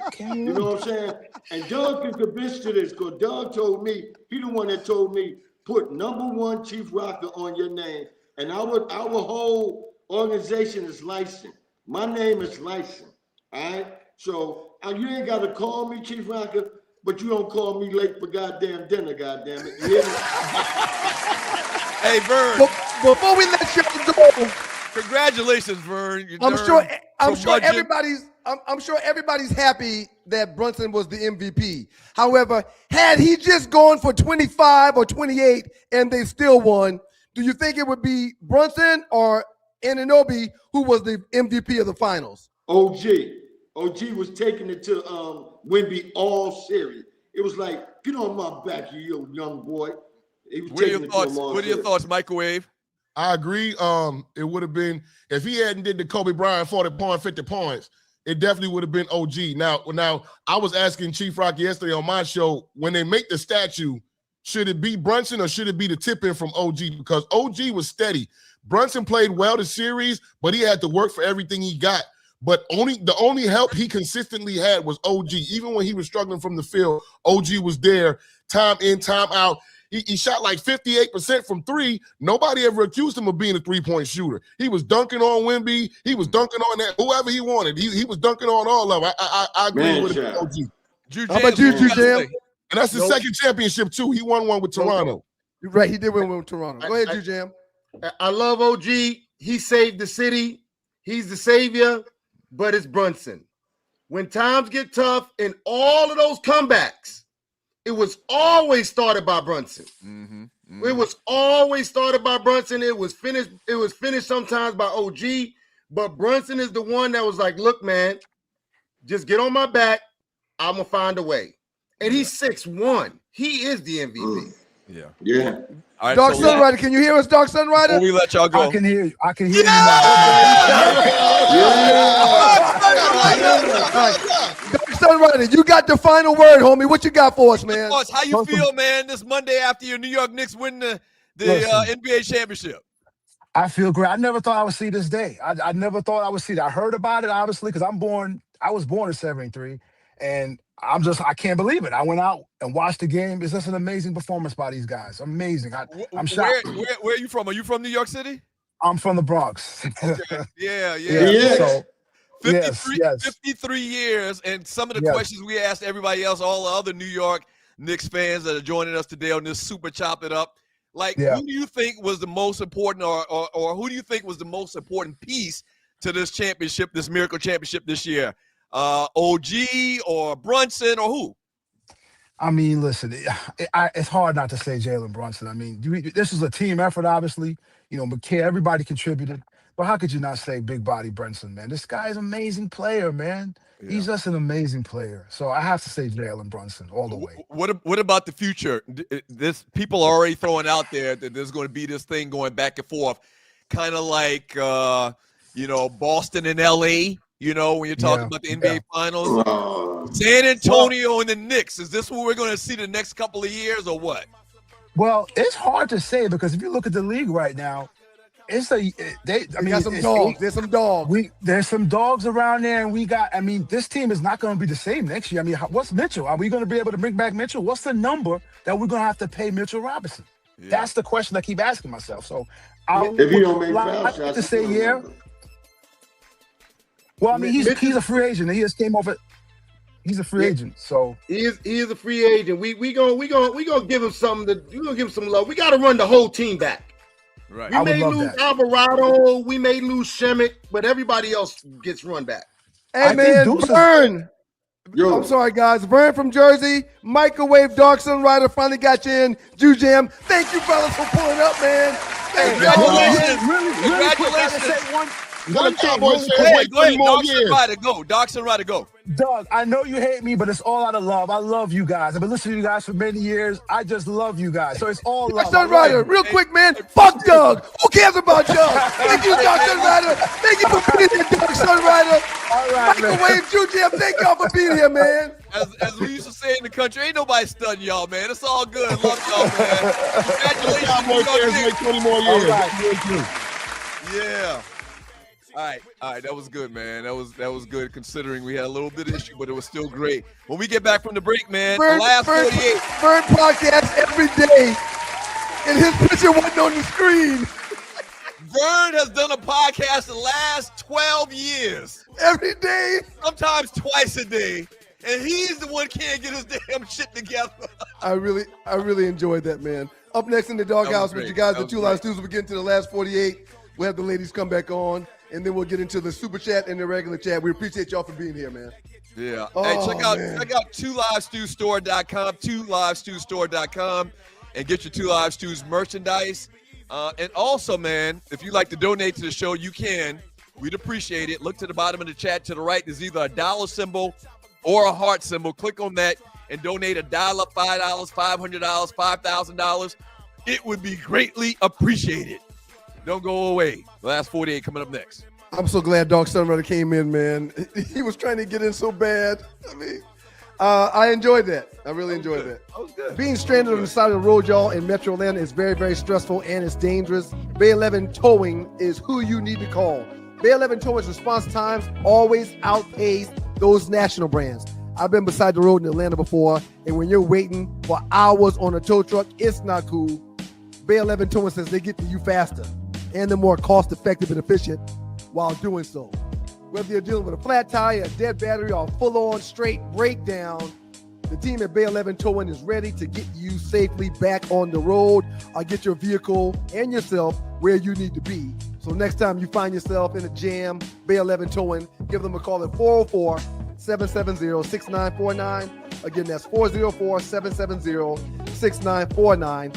Bay 11 Towing, where speed and savings come together to get you safely to your destination. Check them out at 404-770-6949. Fast, reliable towing that doesn't cost a fortune. Bay 11 Towing. Welcome back to you guys to 2 Live Stews. He's Doug, I'm Ryan, but together with the 2 Live Stews, and this is your 2 Live Stews experience. Shouts out to the great people in Detroit, Michigan, WGPR, Hot 107.5 FM HD2 in Detroit. The Sports Rap Network is in the building. Real quick, man, we've been so heavy with Knicks talk. I wanted to mention that the Brooklyn Nets are expected to offer Austin Reeves a 4-year, $178.5 million contract. Give me your thoughts on that real quick, sir. I told you we weren't going to pay that joke that money. I told you that. I'm happy. I'm happy that you aren't, but I don't believe that the Brooklyn Nets are going to give him $178 million. That's why they're the Brooklyn Nets. But that's how the market works. But I knew the Lakers weren't going to give him that amount of money, and he's a very good third option. LeBron's probably not going to be there. I would say right now it's a 50-50 chance LeBron's going to be a Laker next year. But as a Laker fan, I just knew we weren't going to give Austin Reeves the money that he was going to be able to command on the open market. A third and that's option. Good for him. That's good for him. He's been a great player for us, but economically, he don't deserve the type of money that he's going to get on the open market. Simple as that. A third option for $178 million. Okay, other basketball news. Cavaliers star James Harden was arrested early on Saturday morning with a gun in his vehicle. Wasn't in a holster, just sitting out on the seat, and allegedly that's against Texas law. Your thoughts on Harden's arrest? I don't know what to even think. They got so much money, it's not going to be that big of a deal. It's going to go by. He's going to pay a lawyer. You just stole my thunder. You're exactly right. However, I will give a gentle reminder to everyone that's listening. If you are a card-carrying member that says you can conceal carry, or if you're in an open carry state, make sure you know the laws and rules for those firearms in that state, because you can easily find yourself jammed up if you're doing something you shouldn't do. Let me ask you a question, though, man. Question. So James Harden think he's going to go out and shoot somebody? Like, there would be no need. I can't think of anything that would come up that James Harden would think that he would have to defend himself, especially the money he's made. Why don't he just hire a bodyguard? He clearly can't be as good with a gun, with a pistol, as a trained bodyguard. Right. So if you're concerned to the point you feel like you need to have a gun, you've made, I don't know, $500 million in your career. Why don't you just hire a couple of bodyguards? Why would you think that you're going to walk around and get in a shootout with an everyday citizen because maybe they hating on you, they're mad at you because you haven't been worth your contract or whatever? I just think it's ridiculous that you would think you at your position, your status, your financials, you would think you have to walk around with a gun. Okay. I don't get it. If I had the money that James Harden had, has, I would never be caught driving, or I would never be without security. Same thing, same premise. Those The two driving things. thing, yes. I would never drive anywhere. I would Yes. have a driver, Yes. and I would have security with me at all times. However, Uh-huh. he's got the right to bear arms like everybody. That's true. So- but that's true. But when you talk about this right to bear arms, it's usually Right. because you feel threatened and you feel like last case scenario, you have to defend yourself. I understand. He I has understand. the money and the ability to Right. hire 5 bodyguards. Right. Maybe he was just running to the store. Maybe he was just going to get some milk. Maybe he was just going to get some sugar. Maybe he was just putting gas in it. I don't know what he was doing, but he's got the right to have the weapon, especially if he's in Texas. Don't make sense to me. All right. Okay. Don't make sense to me. We can move forward with the last 48 now. I didn't want to mention All those right, couple of things. last 48, the biggest memes in the 2 IC's Facebook chat group. I would never drive, and I would have security with me 24 hours a day. Loose neck side, we are open carry state here in Texas. We are all carrying. Yes, question. no offense. The average everyday citizen, I get that. James, We're seeing it different. We agree, but we're seeing it different. I get him with Okay, all the bread he walks around with on any given night. He got 50 grand cash with him on any given night. Okay, Mike Epps is notoriously said that he takes his weapon with him everywhere because he's always got cash on him. That's Mike Epps' words. Let's roll out these last 48 memes, which are the biggest memes in the 2 Live Suits Facebook chat group over the last couple hours. But I just want I did a quick Google. My team is champions, man. I did a quick Google. James Harden has made approximately $411 million in earnings throughout his NBA career. That's not even talking about endorsements and little marketing opportunities he's probably had. So I'm going to say, let's round it off to a clean $500 million in his career. No, cut the taxes out. He's made $200 million. Congratulations. He's doing awesome for himself. Okay. $200 million, you can't hire a paid bodyguard, man? If you're so worried that you're carrying a gun. Who said he was worried? Again, you're creating a story versus reporting on a story. I just asked you your thoughts on the man having a gun in the car, and you started creating all these scenarios. I'm trying to understand the mentality of why somebody with that ability to you don't know enough to understand is my point, man. That's all. Okay, all right. Once again, we mentioned this earlier, man. Shouts out to the Atlanta Hawks. From Hawks Nation, Mr. Solomon Graham. Shouts out to you. He says, I mean, small victories and such. This is really eye-opening when you think about it now. I said after this Hawks series that the future for the Hawks is bright. They're just too young right now, and they need a real solid point guard to help Brother Johnson. So but the future of this young team that are built similar to the Knicks without the depth, but they've got the long wings and the defenders, and they got some guys with outside shooting. The future for the Hawks is bright. They're just really, really young. So the future of the Hawks is Daniels. I think this is a situation. I don't know what we're going to do with McCallum. If you're new to the show, we're based in Atlanta. So when you hear us say we're talking about, because we're here in Atlanta. The future is Johnson. That's the future. So Johnson, Daniels is the future. What about McCallum? He's older. He played fantastic for the Hawks last year, but he's older. How about De'Aaron Fox for the Hawks? I don't want him nowhere near around Atlanta or New York after the series he just had. But he's going to get another opportunity. He's going to make maximum money. But I'm fine with Daniels. I'm fine with Johnson. I'm fine with but you need a point guard. You can't go on with McCallum. Right. He's old as Methuselah. Yeah, I would take McCallum before I take after what I just saw Fox do. I don't want nobody that has a team should want Fox on their team right now. I'm sorry. But we talked about this earlier, why it's not the case. Right. Most people know he's a great player. Right. He just had a horrible series. Yeah, don't forget that. Appreciate Fox. Appreciate you, Fox. I think De'Aaron Fox is going to get a deal with a team in the NBA, very reminiscent to somebody that's he'll make more money than Austin Reeves. Austin Reeves talking about getting $170 million. He'll make more than Austin Reeves, deservedly so. Great point. Yeah, he'll make more than Austin Reeves. That's No the question point, about it. That's the point I was making earlier. He had a horrible series. I wouldn't be shocked if they started an investigation and find out he's been point shaving, but he's a great player, man. And the Hawks would love. I think the Hawks would be a great fit for De'Aaron Fox because they need a point guard that can play 4 or 5 more years, be a floor general. I think I'm a current championship Nick right now. Ain't nobody that's a fan of any team want that guy being their point guard right now. I'm sorry, but I understand what you're saying. But the Hawks won 2 games, man. Yep. The Hawks won 2 games. Yep. Spurs won 1. Cleveland didn't win any, and the 76ers didn't win any. I'm kind of confused about the 76ers mascot at the end. What is that? And what is it's the 76ers. The Cavaliers was the Cavaliers mascot was a Cavalier, I thought. Oh gosh.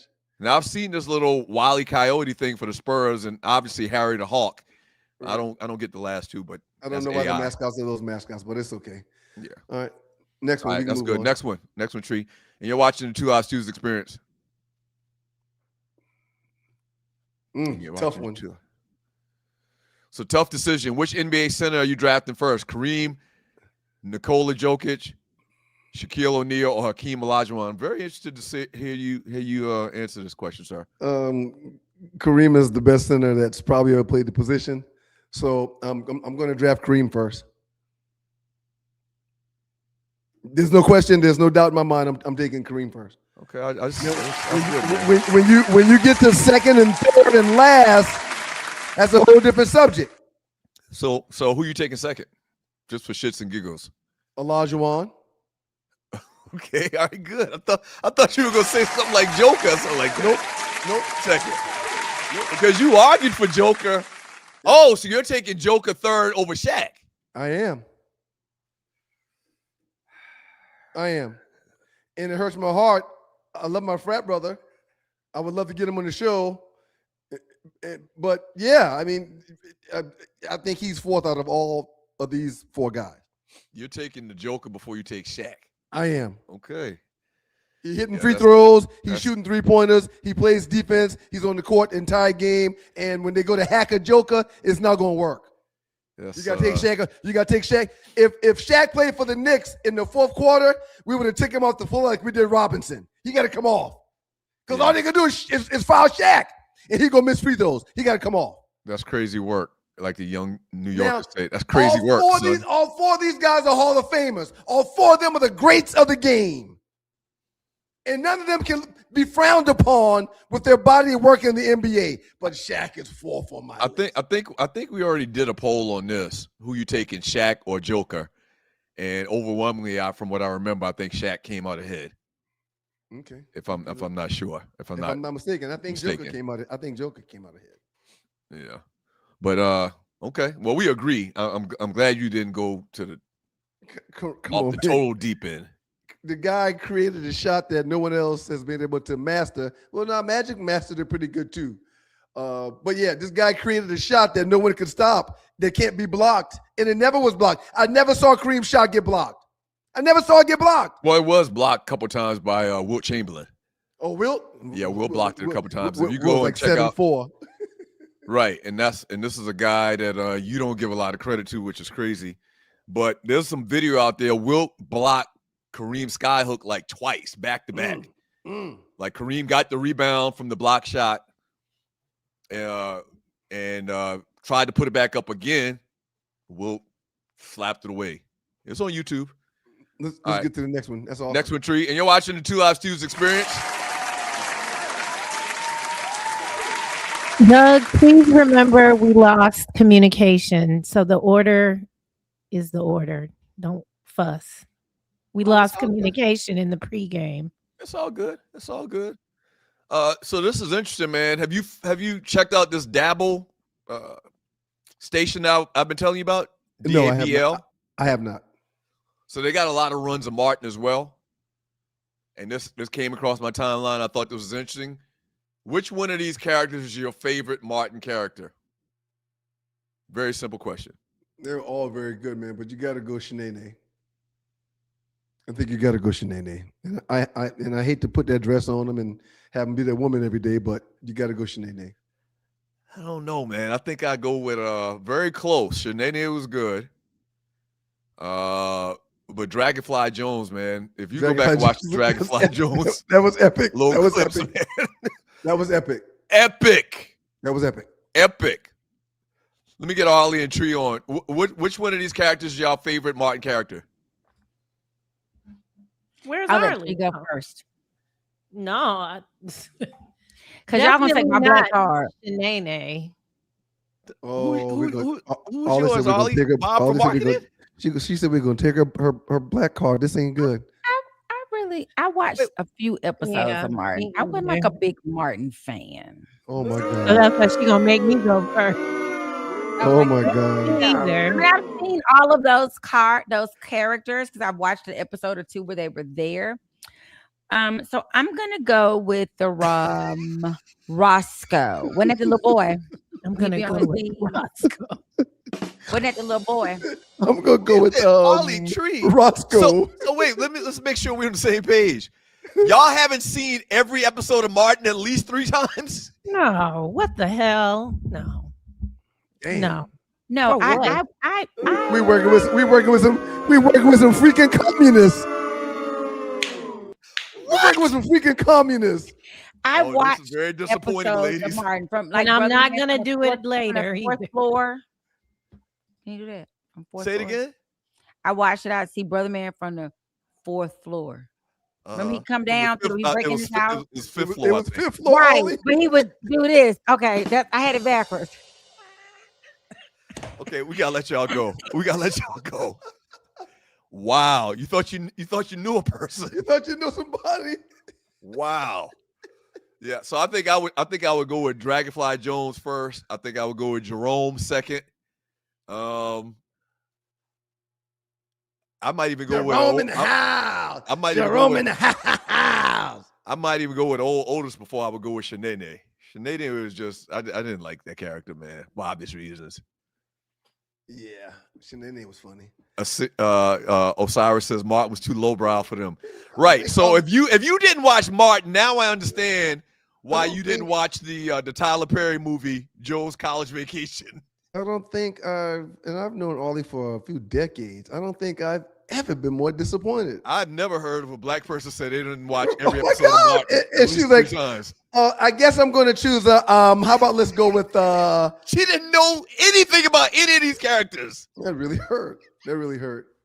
Ollie, I'm gonna call you after the show. We got to discuss this. Well, go ahead, I Ollie. do, Let me see wait, you- hold on one second. I do know the characters. What I was trying to say was I like the one when he played the little boy. Isn't that Roscoe? Roscoe. Little Yeah. snotty nose. Yeah. Yes, Yeah. I do know the characters. I know Shanae. And she getting the episode where she's like doing some feet and all the stuff is going. I've seen old Otis. I've seen Jerome in the house. Jerome in the house. So you Mama Payne. Yo, I've seen her. the last Yes, I saw Mama Payne I did saw- not like I- Gina. Ollie, She called her head. I saw you on Google looking up the characters. That's why you How would I know all read that off the screen quick, right now. Ryan? I have to. Right.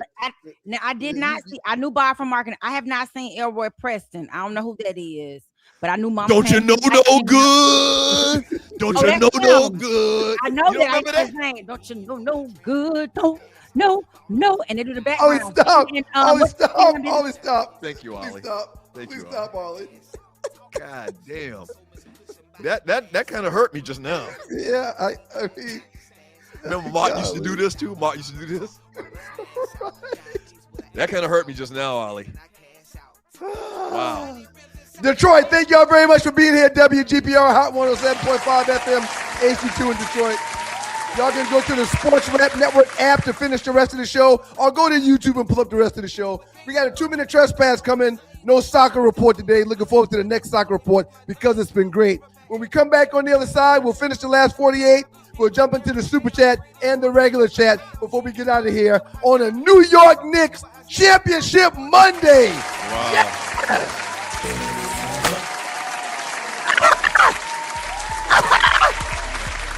Kiss was about to kill it just now.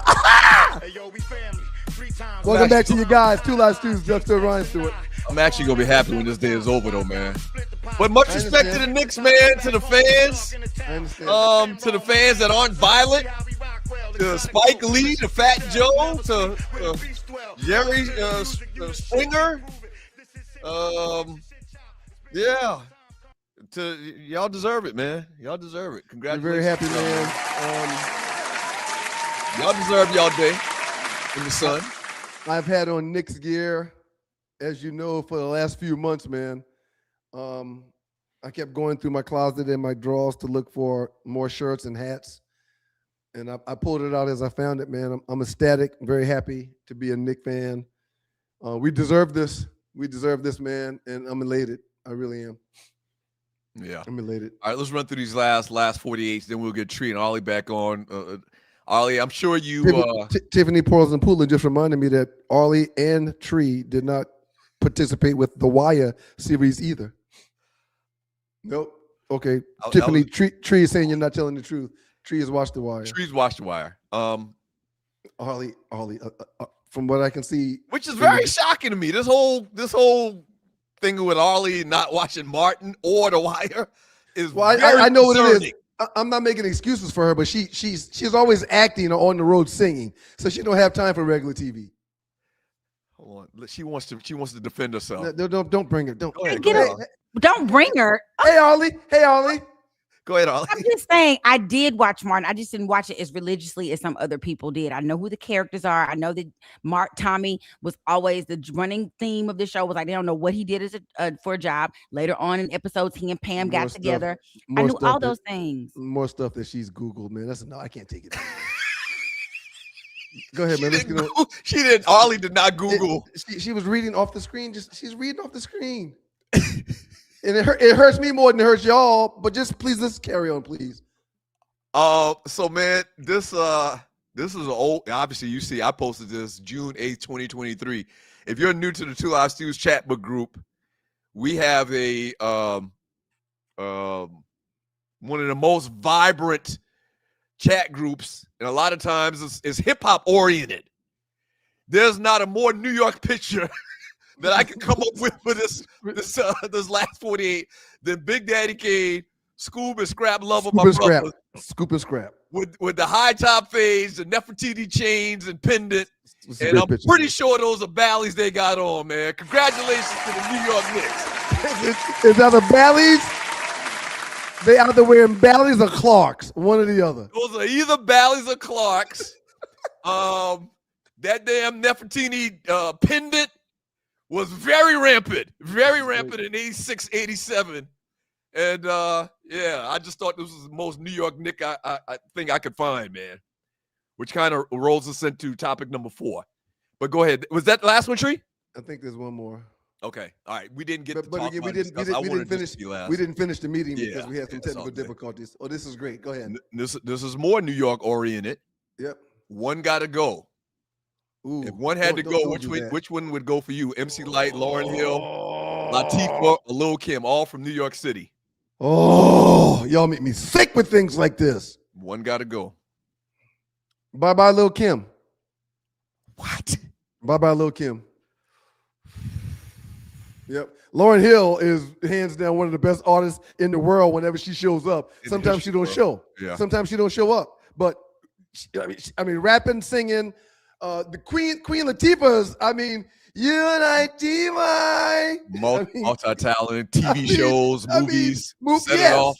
Yeah. And MC Light is like the godmother to all of it, in my humble opinion. You know what? I just thought about it. Latifah not from New York. She from Jersey. It's the same, but I understand. What do you mean? That's not a big. I bet you New York people won't tell you it's the same. Well, no, I agree. New York people won't feel that way. She's from Jersey. She's from Jersey. But same damn thing almost, huh? Yeah. I would say Lil' Kim. Who would you say, sir? It's tough, but this is tough. I hate when y'all put me in a position like this. I'm not getting rid of MC Light because Light is my definition of a female MC. Not getting rid of Lauryn Hill, one of my favorite of all time. I guess it'd be Latifah, man, because she's not even from New York. What? I guess the Queen. She's not even from New York. No, because It would be Lil' Kim. If you would see Little Kim in these streets, you wouldn't even recognize her today in Yeah, 2026. she look a mess right now. You wouldn't even know who she is. It would be Little Kim. All right, so is that last one, Tree? Douglas, you never sent me a number 4. Okay, that's all good. All right, that's all good. Ryan, I don't appreciate you lying on me. Oh yeah, no, I wasn't back here Googling nothing. You're I was right, back here you're right. sending messages to people about the You're cruise, which we did not You're right. discuss, ladies and gentlemen. Oh yeah, You're go right. do that. You're right. Do that, Ollie, please. So, ladies and gentlemen, boys and girls, the Super Bowl of all Super Bowl experiences. These fine gentlemen on February 12th through the 15th in 2027, Doug, we got to change it. I just realized that. We will all be traveling from Fort Lauderdale, Florida to the beautiful Bahamas on the Oasis of the Seas. Yes. Second annuals. Big game, Super Bowl cruise. We had so much fun last time. We're going to run that thing back. More options to hang out, drink, and party. Forget our names and act like we're children. And it's on the beautiful Valentine's Day. So, gentle people, bring your bulls with you. Poodles, bring your dogs, and dogs, bring your poodles. How about that? I gotta find me a dog to bring. I gotta find a dog. Who wants to be my dog? I'm gonna be a dog catcher. Dog catcher. Are you just dog catcher? So it's gonna be great. The rooms that are listed so far, what happens in groups is they make us just pick only a certain amount. We can only have up to 4, and they select those for you. But if you want, we had people that got suites last year. We had the balconies, ocean view balconies, interior room. We had every type of room you could want. My boy Doc, my boy Doc had the executive suite. He did. Like he had like 2 rooms, a balcony. Like it was really pimped out. All the drinks he could drink, and he made sure that everybody was happy. Right. I mean, everybody. Shouts out to Dundee. What up, Dundee? Dundee was so fun. Oh my God. Everybody was so fun. It was some fun people. I've gotten some emails from you. I'm returning emails. That's what Ryan's talking about. I'm Googling. I'm actually returning emails to people, letting you know that I'm going to send you the credit card authorization form to hold your room. Just a mere $100, and then we'll hold your space, and then we'll look at what you booked and break that up into payments. Or you can be a big baller shot call and pay the whole thing off. We don't care how you do it. Just get to it. That's right. That's right. That's right. Super Bowl cruise. So it's the Super Bowl and it's Valentine's weekend, as Ollie just mentioned. It's gonna be a great time, man. Y'all come and rock with your boys. It is. All right. Topic number 4, trending topic number 4. Let's bring Tree back in. I want y'all to think about this. Maybe y'all have thought about this before we even started the show today. Bonus stew topic. Top 10 most associated things with New York per the Black community. The Black peoples. And also I did this kind of age related as well. I don't think I know. So coming in number 10, Oh, New York fashion and street style. Number 9, Black political leadership. Number 8, the golden age of New York hip hop. Number 7, soul food. What's the name of that spot in Sylvia's. Sylvia's? Yeah. It's not the same anymore, but that's where everybody used to want to go. You had to go to Sylvia's when you came in town. Maybe 2 years ago, I had dinner at Sylvia's. It was okay. Number 6, Black radio, the soundtrack of Black New York. Stations like WBLS, WLIB, and Hot 97 shape music taste nationwide. Bullshit. Just because we didn't want this. Hey, Jalen, I will come and beat your. That's a black girl for you. Play around with my black. I only eat at Black restaurants for the most part. I shop at Black stores, and I fight the power. Hey, listen, we do have to have a discussion about this, though. Let me finish it. Okay, so number 5, Brooklyn, swagger, style, and success. Number 4, the New York Knicks. So the sports theme, New York Knicks coming in number 4. Number 3, the Apollo Theater. Number 2, the Bronx, the Boogie Down. And coming in number 1, Harlem, USA. The heart of Black I went to the Apollo in Harlem. The Apollo shouldn't. I got real drunk at a place in Harlem. Apollo at number 3. All right. So I got what's the first thing y'all think of when you think of New York City? Rats. I think of Tim. Run, Damn, Tim. It's true. I am terrified of rodents. I will Me too. break a mortgage, leave a lease, God, break up with see? you if we go together and you're scared because we both can't be scared. I don't do rats. I don't either. I almost left. Rodent. I almost moved. My daddy had to come save me. I'm But that's not what I think of in New York. When I think of New York, I think of a city that doesn't sleep. Like you about to party Oh, yeah. all night long. Like you just gotta stay up. Like, you just gotta, that's what I think of New York. It's about to be fun. I think of Queens because that's where we stayed when we went most of the time when we went to New York. I think of Queens, Cambria Heights. I also think of Times Square. There's nothing like the lights and the action and the movement of Times Square. All right, Tree. Way to be a party pooper, Tree. Well, I just want to say I want to go to New York.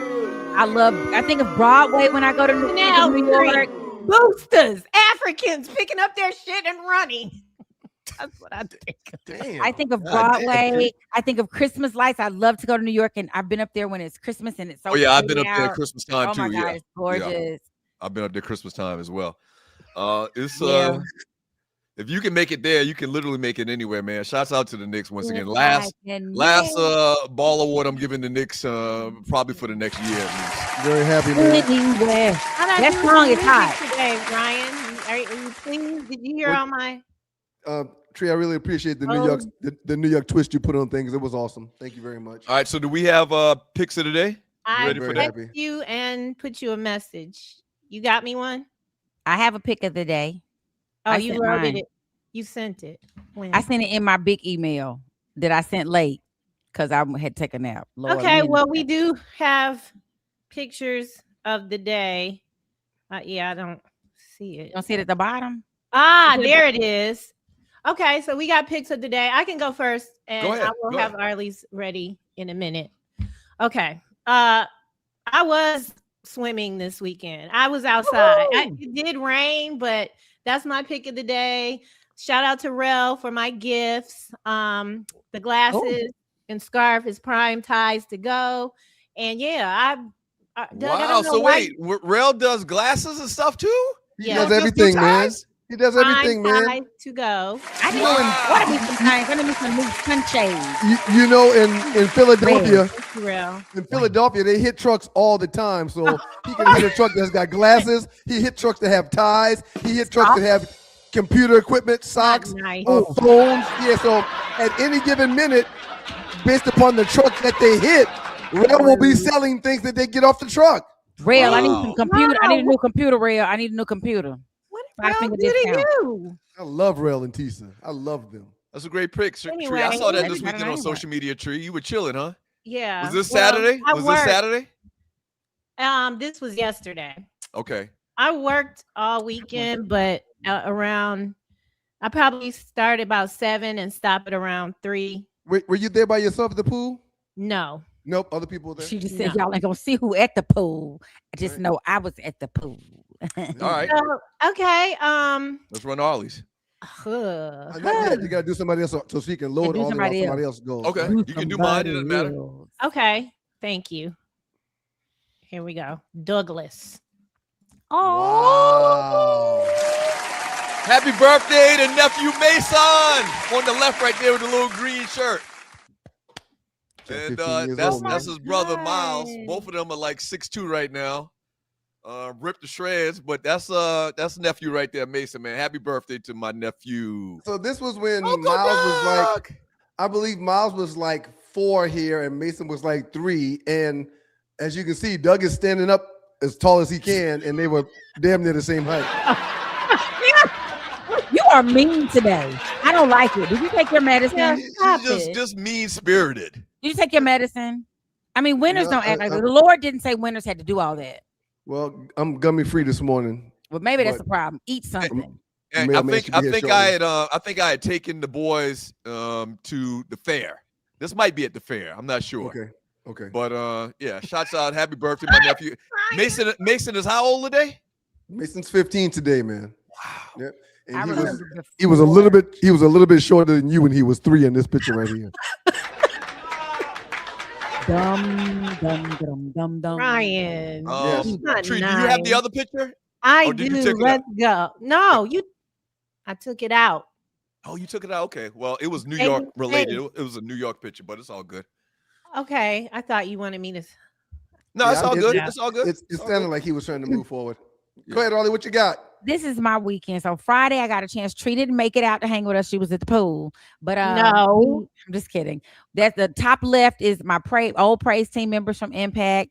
That was Friday night. Saturday, that's me at the gig. The bottom left is my family. I didn't get to go play with them Saturday. They had a memorial for one of my cousins, older cousin who passed. They had a memorial and a throwing of the ashes and all that stuff. So shout out to my family, the Poes in Mississippi, who lost the matriarch of their family. And I love my cousin Dara. She led by example. So I'm glad they were able to celebrate her life. I hate that I missed it. And then this other picture, sadly, again, one of my former students, this is my class of 2007, all over here on the right. I was at a balloon release last night. They found one of their, he's a top 10%, just got his PhD. They found him in the trunk of a car, had been shot. And so it's a very shock to he was an educator. So all the kids that he had mentored were out there. It was just really nice. It's hard to it's a very sad situation, but it's a blessing to hear that he gave and left a lot in this world. He was big on mentoring. He had started his own little mentoring kind of program for young men who were troubled. And several of his mentees were out there just talking about all he had poured into them. So I want to tell everybody out there, what you do for children matters. And please consider finding one kid somewhere, because we got to change the trajectory of our community one life at a time. So shout out to Charvis Buckholtz, Dr. Charvis Buckholtz. May he rest in power. Thank you, Ollie. Good stuff. Outstanding, Ollie. We appreciate that, Ollie. Thank you for sharing. Here's my Last but not collage. least. On the top left, you'll see Mason at the Georgia State soccer camp that went exceptionally well. He was one of the youngest players there. Said he learned a lot. Said that they gave them some tips on recruiting and how to handle situations, recruiting, and how to start getting recruited. There were tons of scouts there and some very good players. He was there from 10 o'clock to 3 o'clock on Saturday. Sorry. Wait a minute. What's today's Monday? Okay, Today's Monday. So it was Saturday. It was Saturday. And in the middle, we have Miles, who, while Mason was at the Georgia State soccer camp, we dropped Miles off at Georgia Tech for a 2-week camp for music production that he's going to be a part of. So shouts out to Miles, who was at Georgia Tech. And get this, not only is he at a dorm I stayed in one summer at Georgia Tech when I was on campus for the summer, he's staying in the dorm I stayed in 309, which is the actual suite I stayed in. Wow. That's cool. You know my story about that, right? I stayed in suite D inside of 309, and he is in suite. I stayed in suite A. He stayed in suite D in the exact same suite. That's you know my story comparable to that, right? Yes, you stayed in the same dorm that our father stayed in. Not only the same dorm. So, quick story. Checking in the South Carolina State Buffet Hall, 1989. We got the big trunk or whatever. So me and the old man moving stuff in. We get in the room, and our old man stops and starts looking around. He pulls the bed back from the wall. He says, "Come here." I go over to the wall. Initial on the wall is RNS. He was in the exact same room in Buffet Hall, 1969. That's crazy. Yes. That's crazy. Do you think that has to do with the alphabet and the last name? Maybe. But I mean, we're talking 1969 to 1989. You're talking 30 years later. Somehow, magically, I end up in the same room that he did when he was at South Carolina State for 1 year. So Miles is at Tech. Top right picture is me back on the bike. First time I've ridden in 5 years. I did 11.1 miles, 25 minutes out on the Dragonfly Trail, 25 minutes back on the Dragonfly Trail. And I got my bug. I've been bit by the bug again to ride the bike, so I'm back on the bike. And, of course, the bottom picture is the Knicks winning the championship. This is my weekend right here all together. Woohoo! Can we get some applause? Come on, studio audience. Studio audience be hating on me. And Tree, we can remove that one real quick. I got a sad one I want to share real quick. I want to take a second to give a shout out to one of our former golf buddies. We got a buddy named KC that went to Georgia Tech. This is KC right here. This past weekend, KC passed away. KC is now transitioned and he's with the elders. He fought ALS for the last few years. And he was on life support for the last couple of days, and they took him off of life support on Sunday, and he transitioned to be with the Lord. It was a few years since I've seen KC, Brown and his crew, because they probably came into Georgia Tech the same year, were a whole lot closer than KC and I, but he did go on golf trips with us quite often. It's just another reminder to love and live life. It's just another reminder to enjoy your loved ones, because for the last few years, KC mentally was with us, just like he was when he was at Tech or when we were playing golf, but his body just started deteriorating because of the ALS. I'm very happy that he's at peace now with the Lord. He will be missed. So shouts out to Kendrick Cummings, a.k.a. KC. We're going to miss you, player. Yep. Ryan, Rest in how old peace. was he? He was like 47, 48 years old. There's a lot of, you have a lot of people transitioning lately. It's not just me. It's not just me, Tree. It's all of us, because we're all around that same age. We're not doing weddings like we did in our late 20s and early 30s now. Now we're doing funerals. Yeah, we're at that age. And I remember my mom and dad talking about it. When my dad hit like 49 or 50 and they were going to a funeral, he's like, yeah, we're not going to be doing weddings that much no more, Pumpkin. This is just going to keep on happening. So yeah, y'all enjoy your time. Make sure you people know you love them. ALS is, it's a horrific. My sister-in-law, it is horrific. Yeah, it's tough. It's really tough. So his All right. family, God bless him. Let's, But y'all ready to jump to Yes, the the chat chat. messages? y'all in the chat. Thank you, Ollie. We appreciate you, Ollie. You're non-Martin watching ass. We appreciate you, Ollie. Where are we? Oh, Unbelievable. so what did you think about the round table? I thought it was good. I mean, we I got did some too. little bugs, but A few technical difficulties, but it was awesome to spend so much time with the Knicks fans. I mean, awesome. Everybody was passionate. Everybody had things they wanted to say. Everybody had good answers. Very disappointed in Vern. He knew this was going to happen for a few days, and he was here, but he wasn't here. And I really wanted him to be seen this morning, but I thought it was great. damn Doug, you Jersey did a Vern. good job of being fair and balanced. I'm proud of you. Yeah, you know what? I just figured over the weekend, I was like, man, I'm just gonna let these people just go. Y'all go ahead. Y'all got it. Y'all got it, man. Yeah, you did very well. Let them have their little cake and eat it. You know, it's been a tough life if you're a New York Knicks fan, for real. So I get it. Y'all got an opportunity to celebrate. Y'all go ahead, man. Be out. Thank you all for your donations this morning. Thank you to everybody in the pregame that we had a situation and y'all stuck it out with us. We love y'all. Loose Neck, thank you for your donation. De'Aaron Fox met with his bookie before the finals. He had the worst series he could ever have. It was. Thank you for It the was donation, terrible. Loose Neck. Thank There you, was Loose Neck. a lot of, and I'm just going to pull this up real quick because I was like 5 people asked it. And so since we're here, there's this going around that it's some kind of karma for whatever beef or he allegedly got Mike Brown fired. Is that- Allegedly, when Mike Brown was the head coach of the Sacramento Kings, he and De'Aaron Fox were not friends, and they're saying that the ultimate demise to Mike Brown being in Sacramento was De'Aaron Fox. I don't know that to be true. That's allegedly the story that's floating around. I'm gonna tell you what. Speaking of Mike Brown, man, I guess you got to give him some flowers today. This man done had, for a black man, he done had more than his fair share of jobs. Lakers, five opportunities. This is his 5th job. Lakers, Cleveland twice, Sacramento, and now with San Antonio, man. The brother interviews well. I will say that. Not San Antonio. Not San the Antonio. winning team.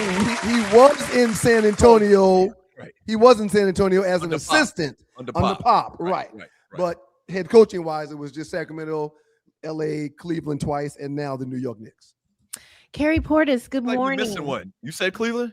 I did say Cleveland twice. Okay. Thank you for your donation. you, Carrie. Congratulations, Thank- Ryan, on your New thank you, York Carrie. Knicks winning the NBA Thank you, Carrie. championship. It's an incredible feeling, Carrie. It's an incredible feeling. Thank you very much. Douglas, you got anything out your you need? Yeah, shouts out to Osiris, $40 Osiris. donation to the students. Thank you, Osiris. All he put was "Go Knicks." Congratulations to you, Osiris. You're also a winning champion right now, the New York Knicks. Congrats. Studio audience, give Osiris a round of applause.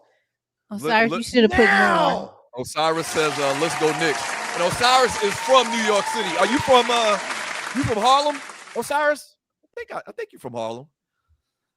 Shouts out to Jeff from A&T. He says, "What up? Something for the building fund. $5 donation. Appreciate it, Jeff. Thank you, Jeff. Loose Neck Psy, $20 donation to help Doug survive and Ryan today." Exactly. It wasn't bad. Ryan Stewart. I was again. It's a I think I may have been a little over the top previously because absolutely. Yeah, you were way more reserved today. Again, the final was still to be decided, and I wanted to make sure that the people that were hating on my team, didn't have the last word. So yeah, I was a little over the top, but now I'm a champion. I don't have to let my words talk for me. My team and what they've done can speak for me. I don't have to say anything now. The man appeared today on the show and to chop it up. Shouts out to the Microwave, donated $10. The man worked today and he donated. Appreciate it, Microwave. Thank you, Microwave. I showed you a picture of me swimming or at the pool this weekend. Why are people still getting in Lake Lanier and swimming? There was another situation this weekend. Why are we doing this? Why is that lake open for swimming? Well, I mean, it's a lake. And the colonizers don't care anything about the history. For people that don't know the history we're talking about, Lake Lanier was actually a town at one point that was inhabited by a lot of black people. And they built a dam, or they somehow flooded the community. And like if you go to the bottom of Lake Lanier right now, you'll still see remnants of people that live there. Homes and whatnot. Is crazy. And every year, every summer, several people drown in Lake Lanier. It seemed like it tamed down, but it kicked off this weekend. Hey, can you get this guy's music ready? The guy from Detroit that always shows love to the students. Sean Mims, thank you, Sean Mims. We appreciate you. Wait, we'll read your comment in a minute. Y'all know how Doug. Hold on, Sean. Hold on, Sean. The brother man is priority. The brother man. Not brother man's a priority. I heard you. Thank you, brother man. We appreciate you, brother man. Brother man, happy Monday, family. $100 donation from the brother man. Thank you, brother man. Maybe next year your Detroit Pistons will make it from the East. Now we're about to go on a run. We're about to go on a run, back to back to back for the New York Knicks. Shouts out to George P. I'm not gonna give his whole name. He says, "Hello, Stews." $20 donation. Thank you, George P. Thank you so much for the donation. Thank you, George. Thank you, George. We appreciate you, brother.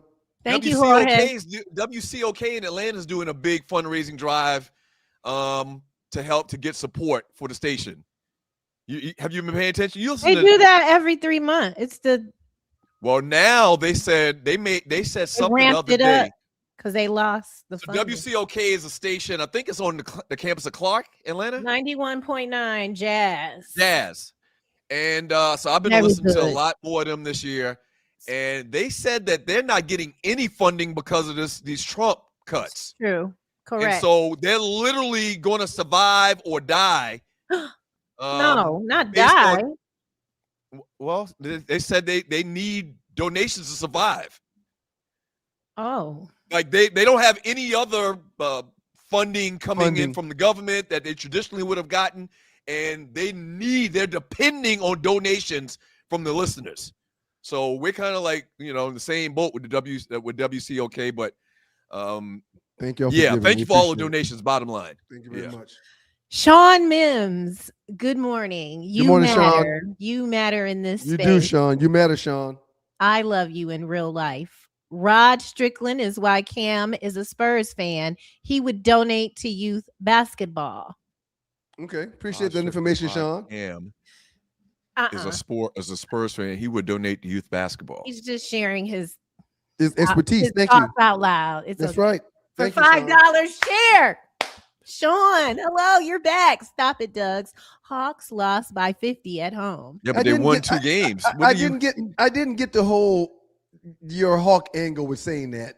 But what do you mean? You know, I just didn't. Well, he can No, they won more games than anybody else who played the Knicks in the playoffs. But again, it's a series for a reason. Those 2 games don't matter. They're irrelevant in my humble opinion. Well, the youngest team, right? One of the younger teams. They might be the youngest team in the NBA. Hey, they won 2 games against the team that nobody else won a game against. Right, you're right.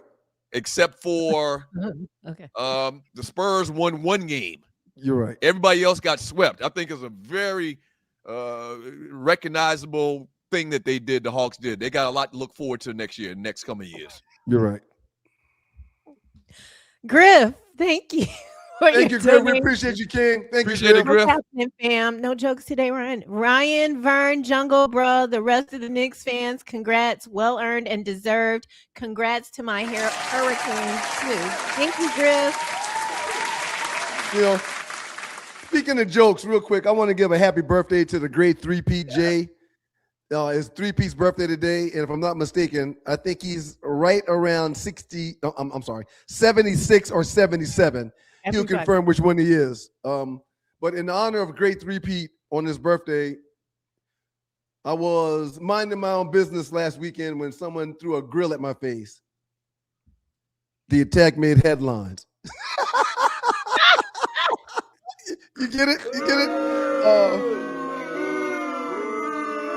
And one more in honor of the great 3-Pete. What do you do when you can't decide between chicken breast or chicken thighs for dinner? What do you do when you can't decide between chicken breast or chicken thighs for dinner? You eat legs? Oh, almost had it. Close to almost. You eat something. You wing it. Wing it. Very good. Very good, Matthew. Thank you. Thank you very much. Thank you very much. Yeah. Shouts out to everybody that adores the jokes. I get pulled aside every day in these streets. People begging for more jokes, People jumping my DMs, begging for jokes, sending me jokes. Holla at them folk, man. We appreciate y'all. Thank y'all for listening. Actually, that was good. Hey, Frederick Anderson, good morning. To Crew, blessings to Doug, Ryan, Free, and Arlie. Happy Monday. Thank you so much. Frederick. He's so excited about the Knicks. He doubled up on his donations. Appreciate you, Frederick. We appreciate the show you, almost man. didn't happen today, man. That would have been ironic. I mean, I felt really strongly that your energy around the whole thing had a lot to do with what was happening. He was a sourpuss. He was a sourpuss. You can think what you want to think. No, we're thinking the same thing, though. So it's not like she's got some obscure thoughts. We're thinking the same thing. Actually, the way I would look at it is because of my positive thoughts, the show happened because it almost didn't happen. It's never not going to happen. As long as you have a phone. Thank you, Tree. Thank you. You can get your ass on. Hater! Read Sean's message. This is a good one. Welcome back again. Shut up, boy. Wemby runs out of gas. Let's stop rushing to make dudes the face of the NBA. And I said that the entire series too. His lungs hadn't developed to the point that he needs them to develop to get through an entire final. You ain't said that no entire time. I did say that. Yeah, you said his lungs haven't developed. I got receipts. I did say that. I talked about how young they are, and they just don't even have the wind to withdraw the challenges of a season this long. They wasn't ready. My children came to visit me on Friday. Hold on, Tree, 1 second. You uttered the words, Wemby's lungs aren't developed enough, and talking about Wemby and him running up and down the floor. Or is that what they call that hyperbole thing? Those were the exact words that I used. His lungs aren't developed enough. Those were the words I used. Go ahead, Tree. My children came to visit Friday, and we were talking about Wemby. I am a little bit obsessed with him. The way that he looks, the way that he moves is very interesting to me. The lankiness. He runs like a newborn baby horse. He's like Plastic Man. You know, And he, then- you know what he really runs like? He runs like a Fraggle. He runs like the Fraggles. Remember Fraggle Rock? His spirit is interesting. I don't know if he's joking. That's the spectrum energy I get from him. Did you all feel like he was rude when he left the press conference, or are people making a big deal out of that? When he said, "I'll see you never." This is what I was trying to say to some people earlier. I didn't get the chance to finish because I was rudely interrupted by my brother who was being obnoxious. Okay, go. I'm not mad at the San Antonio Spurs for leaving the court and not shaking hands. Really? I'm not mad at Wimby for leaving the press conference saying what he said and leaving how he left. They just lost a championship. Not only did they lose a championship, they were up in every game of said championship. They had control. So they're hurt, they're mad, they're sad, they're angry. So I'd rather them leave and not conversate with the winners instead of staying, be forced to shake their hands and start fighting and backbiting. George P., that's actually Bussa. He donated again. He wanted me to make sure I got it correct. Shout I out to can't you, see Bussa. your picture because it's very small on my phone. But shouts out to Bussa for another donation. Appreciate you, folks. Thank you, Bussa. And you know what, man? After we read Loose Neck's donation, I got something I got to do for Bussa. Go ahead, Doug. Loose Neck, thank you so much. Tyler Perry is making a Knicks movie with Medea as Wimby, and everyone is wearing a bad wig. That's true. I wonder what it was like when he was a baby. Like, Hey, man, he got the picture of James Evans. They've been comparing James Evans to Castle. Castle, I guess because of the nose. Look just like that cat. Except for Castle's a little bit more light-skinned. Castle's a dog. Castle had the worst game of his life in this game 5, man. What did he have? 7 points? Yep. And he didn't hit his first shot till like the 4th period. Right. Really bad timing, man, for the Spurs in general. Ryan, you had something? Castle had 6 points in that game. De'Aaron Fox had 7 points in that game, and Keldon Johnson had 7 points. You need more in a finals game. And I do have something, Tree. Thank you for reminding me. How did the hamburger introduce his new wife? How did the hamburger? My main squeeze cheese. Say it again, Tree. My main squeeze cheese. I don't know. How did the hamburger introduce his new wife? Right, his new wife. Everybody, meet Patty. I gotta go. That's one of my best ones. Everybody meet Patty. I'm thinking about cheese. No, it's the meat. It's the meat, Tree. It's the meat. We love the meat. Oh, we love the meat. Okay. Okay, Oh, here's going. Sean Mims. thank Hello, you, you're Sean. back. Thank you, Brunson Sean. is bigger than Jeter. The Yankees won before. I can agree with that point. Oh, good. The Yankees got 50-11 titles, man. Yeah, they got 20-something. So they used to win it. Right. The Knicks ain't won shit in 53 years, and it's all because of Brunson. Because of him. He carried the entire team this season and for the last few years. Gave the team back $100 million to get other players. Yeah, man, it's all Brunson right now. And again, we never asked me the question about my top Knick. Go ahead, run it. It's hard to overlook Walt. It's hard for me to overlook Patrick because I was at 2 of those games in '99 when they played in the championship. But what Brunson has done is unheard of, and the only reason why I'll put him above Walt or Clyde is because I didn't see those guys play, and I did see what Brunson did, bringing a title for the first time in 53 years. So I would have him at number 1, but I understand those that say nah. Chief Rocker put him in number 2. I didn't realize Clyde Frazier went off for 37 in a clinching finals game. Yeah. So Clyde was like that evidently, but I never saw him, so I can't really compare. This is a new name.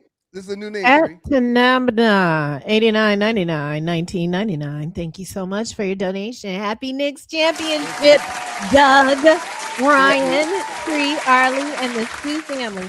Congrats to Ryan, Vern, and all of my fellow Knicks family popping in before work. Have a great week.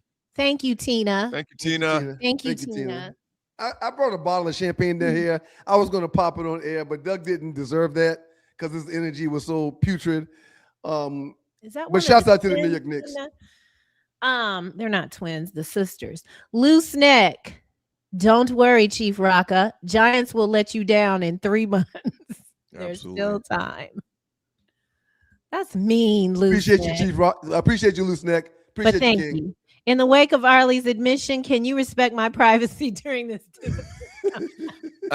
Shouts out to John Dingle, $5 donation. He said my feelings on Wemby being a dirty player. We didn't talk about about where the series could have really took a turn. Brunson takes a jump shot. Wemby, his big ass bolt feet go up under Brunson. Brunson comes down awkward on his ankle. It's supposed to be a flagrant. Like a hey man, listen, man. That was a perfect example of what I'm talking about with Wemby feet. Yep. He doesn't even run. The normal person's feet would not enter into that space. No, his feet size is not the topic of discussion here, sir. It's the lack of the flagrant foul that wasn't given to him that he was supposed to get for his feet being underneath the shooter's feet. He can't do what he did. That's a flagrant one. What I'm saying is he had can't he help received a flagrant so one. goddamn big. He can't help it. Bless his heart. Okay. He cannot help in the man's feet. Right. The man, if you look at him running up and down, have we seen the parents? What do they look like? Yeah. The parentals. Have we seen the parents? I'm interested. I think one of his parents is a Nordic. Yeah. A Nordic. Yes. I believe and one of them is very tall. Mom is a French Nordic and dad is an African. Yeah. It's giving African. Dad. Yeah. Tonio. It's working for them. Shout out to your homeboy, Chuck Down Frank. We appreciate you, man. Damn it. I love it. Just tuned in and I see that Ra has finally come out and showing his wish. Ryan, is that a nickname? Showing his wish to be a James Island Trojan. You are my roadie. Shouts out to Antonio. He's saying I'm a James Island roadie because this is their team's colors. Yep, and James Island has never beat us in anything. At least while I was there, they never beat us in anything. Baseball, basketball, football, they never beat us in anything. Ever. I never lost to James Island anything. This is their team colors, though. They are orange and blue and white. Jew Jams, thank you. You did a great job this morning. Great job, Jew Jams. Great job. I love anything new, so I really enjoyed y'all. Wemby daddy looked like a real OG. Send it. Triple OG. Send it to me now. Okay, I'll try. Baller Award to Bridges. He earned his keep, second leading scorer. Shout out to East New York. Yeah. New York. We gave up 5 first-round picks for Bridges, and it's like it all paid off in this series and this postseason run. So new people watching the show. Tree is a artist as well, singing artist as well. Have you ever performed in New York? So I was just about to say something about New York. I've never performed in New York, but I do not take narrations that want a New York accent because I feel it is exhausting. It's too exhausting to be that. And so if they say, can you do a New York accent? It's no. Now, going forward, I'm probably going to pay somebody. Not probably, because I pay people. I will pay someone, a female, to help me with that if it's the if it's the right price. So no singing in New York, but I have been asked many times to do projects, and I won't when it's the accent because I'm afraid of it. We appreciate you, Jew Jam. Thank you for giving, player. Thank you for being a part of the show today too. And Jew Jams is coming on back in with another donation. To put it in perspective, I've been listening to the Two Live Stews since 2011, and I've never had anything to cheer about when it came to the Knicks. 2001. That's 2001. Sorry. 2001. If he was listening to us in 2011, he was listening to Ghosts. Because I think they got rid of our ass in the beginning of 2011, or was it 2012? My eyes need cleaning. Thank you, Jew Jams. Isn't it Thank an you, Jew honor to Jams. be able to see what other sports talk Thank you, Jew show Jams. platform? Stephen A is not bringing on the regular guy to sit and talk to him. Absolutely Oh, not. no. Because no. We are No, we are we're the people show, but we all the regular guys. That's us. Well, We're you're not not regular. special. We're not special. I just sent you that picture of Wimby and his mama and his pappy and his mama. Dog Son Rider tried to get me fired, but he came on through. Thank you for your donation. Shouts Thank out, you, Dog thank you, Son. thank you. Congratulations. Thank you for being He a Dog said he was Son. from Brooklyn or the Bronx. He said he was from the Bronx, right? And Dark Sun Rider, thank you for continuing to try. When it wasn't working, you were not going to be denied. Thank you, Dark Sun Rider. The man waited I- no, 53 I years. wasn't I gonna wouldn't be wait denied. either. I would get on too. To me, I wonder where you. Oh, you sent that to Tree of Life. Okay, 1 second. All right, Loose Neck coming on in. When my Cowboys win a Super Bowl, we will be in a studio. Oh, okay. You flying Hey, the man. stews out? You know what, man? If we set a precedent now. If the Cowboys win, matter of fact, I don't think we can do it. Let's not even do it. Let's just say we can't even do it because they would be so belligerent. Cowboy fans on this show. It's probably something that we need to start doing every championship, man. On a If we super got chop it Yeah, I up. like that. Yeah, Yes. if we got listeners that have ride and died with that particular team that's won a championship, we should give them a platform to get it off their chest, man. Y'all can't be scared to get on though. I Y'all like gotta it. come on in. No, the Knicks guys brought that fire this morning. They did. They did. Okay, here we go. He is an OG. I can same fingers. He look exactly like Wimby. Wimby looks exactly like his old man, but light skinned Yep. that he got from his mom, obviously. Mom looked like she might have been a little dime back in the day. Yeah, I don't She know probably about that. she still could get it a little bit. They got the same head and even They look the alike. way They look he's alike. doing Yeah. mannerisms. He could not deny Wimby, and he may have been trying to, but Wimby look just like this ninja. I'm obsessed Look at with them him. fingers. He even got Wimby fingers. Yes, He long. exactly. Yeah. Well, here we go. Thanks, Doug. Thanks for getting that to me. All right, we're gonna finish this up. It's time to go. Okay. You're watching the 2 Live Jalen, Stews Experience. this is Thank not you. nice. And make sure you share the show. Please hit the share button. Share the show. Read Jalen message tree. Jalen Simpson, 11. Gary Coleman and Doug have never been in the same room together. What are you trying to say, Jalen? What are you trying to say? Hey, go back to that one more time, though. That's a perfect picture of Brunson. Okay, hold on. I got rid of it. Hey, Jalen man. Simpson says this segment was good and bad at the same damn time, talking about the chop it up. You know, kind of like in the way I look back at pictures of me, and there's not a lot, and maybe our Obsessed parents with just his didn't hair. want to document that. Kind of like the way I look back at my pictures where I had the Jerry curl back in 77, 78. Jalen Brunson gonna look back at these pictures, man, these braids, and he's gonna be horrified.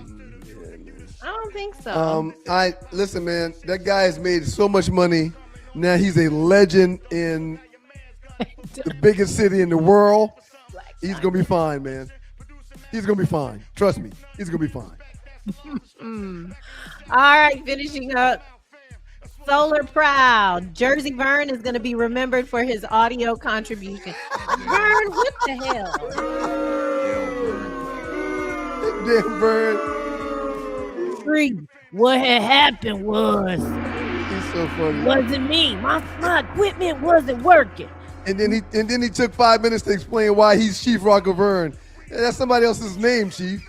That's somebody else's name. I saved this, but you already mentioned it about that money. Yes, I yeah. thought- James Dolan's going to pay Big Body Brunson off the books to be comfortable for the rest of his life. Last but not least, nobody remembers Doug. It was 1972-73. Shit. Most of the ninjas dead, and it'll be another 53 years before they win again. Probably. The Knicks are like Haley's Comet. That is uncalled for. Right. As of right now, they're exactly like Haley's Comet. That's a very good poll, sir. I'm going to take it. Well, we're going to be like Haley's Comet for the next year. For the next year. Okay?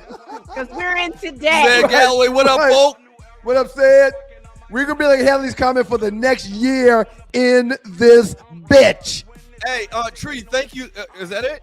Yes. Good Thank job you, today. Good job. Everyone have a great rest of your week. We'll see you Thursday. Thank you, Tree. Let's Man, get Tree I'm Taylor actually, an A+. I want to give you kudos, man. You were belligerent, but you weren't overly belligerent today. Hey, man. Thank you, man. I literally had a person tell me that they were going to watch the replay so they could fast forward when they wanted. They didn't want to watch you just go ham today about this whole championship thing. Good for you, sir. Thank you. It was manageable. Yeah. It was manageable. I don't care about anybody's thoughts for the next year. I'm a champion. I don't need to say anything. If people thought I was going to come on here and defend myself, shame on y'all. I'm a champion. I'm a champion. We gave Tree an A+ and a round of applause. Let's give Ollie an A+ and a round of applause. Thank you, Ollie. Wood. Thank you, Tree. Shouts out to Osiris. He's also a champion. The shoulda, coulda, wouldas. Everybody that contributed to the conversation today, like Osiris just did by chatting, make sure we give them an A+ and a round of applause, Doug. A+ for those guys. Come on, Doug. Come on.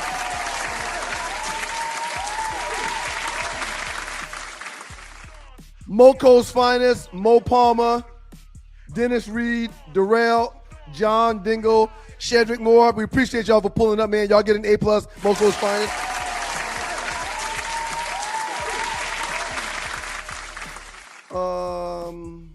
The contributors, man. The great Vern from Jersey, Microwave, Dark Sun Rider, and Jew Jam, New York Knicks finest. They get a round of applause and an A+ today. Outstanding job, guys. I just confirmed that Osiris is from Uptown. From Harlem, USA, Harlem World. See, I don't have my glasses on. I can't read that. Shouts out in the A+ to all the super chatters. Go back to a tree. Go back to a tree. We'll read it. Dimitri is one of our folk. Shouts out to Dimitri. Thank you very much. I will be here all day. 3PJ from Dimitri 2000. Great production, Tree. Oh, absolutely. I can see that. I can see this one though. Great show. Be safe, everyone. Shouts out to you, Dr. Bet. So you can read that one, but you couldn't read. No, the don't one start that was nothing, giving man. Tree kudos. Don't start nothing. Don't start nothing, Doug. Don't do that. Don't do that. The other one was giving Tree kudos. Man, whatever. I couldn't read it. A+ everybody that gave Super Chat. Without y'all, there'd be no us. Thank you, Super Chatters. Literally and figuratively. Great show, especially Ryan's Knicks takes and jokes. Thank you, Jungle Brother. We appreciate you, man. Jungle Brother always coming here saying some crazy shit. Who's the Uber? New York, stand up. Stand up, son. I believe the next time the show comes on, the U.S. men's team will have played Australia in the World Cup. We will be having a World Cup update from Mason. I don't think it's going to be, I think he's out of town Thursday, but we'll get to it real soon, I promise. Kid's busy. Ask Mason. Kid's busy. To everybody that called the show, pass the word next, folks. If you're not doing, what the heck are you doing? We got something special for you. Please like, share, subscribe to the show. Y'all get an A+ too. And Doug, last but not least, man, you came in here hating and trying to raid on my parade, but I wasn't even going to allow it today, man. Outstanding show on your behalf. You get an A+ today, sir. I appreciate that, sir. It's very convenient that y'all somehow found a way not to play that lynch mob video of New York Knicks fans accosting San Antonio Spurs fan. You always talking about old stuff. It's very interesting. Y'all found a way not to play that. One man against 500 ravaging, ranting New York Knicks fans, and y'all found a way not to play the video. Shouts out to Mason for the birthday. Happy birthday, Maze. And Happy birthday, nephew. Shouts out to 3P. Celebrating his 78th or 79th birthday today. Shouts out to the great three-peat Jay. He's a Laker fan, but I'm still giving him a shout out on his birthday. God is good all the time, and all the time God is good. If you don't know him, you need to find him and show him love. That's all he's showing you, nothing but love. We'll be back Thursday. Pass the word. Make sure you share the show. Very important. Hit the share button. Very important. Hit the share button. Thank you. A lot of big things popping. Prayerfully, we'll be able to bring those things to light here shortly. And before we get out of here today, why was the man standing on one leg at the ATM? Why was the man standing on one leg at the ATM? And peace, y'all. Why was the man standing on one leg at the ATM? He was trying to check his balance.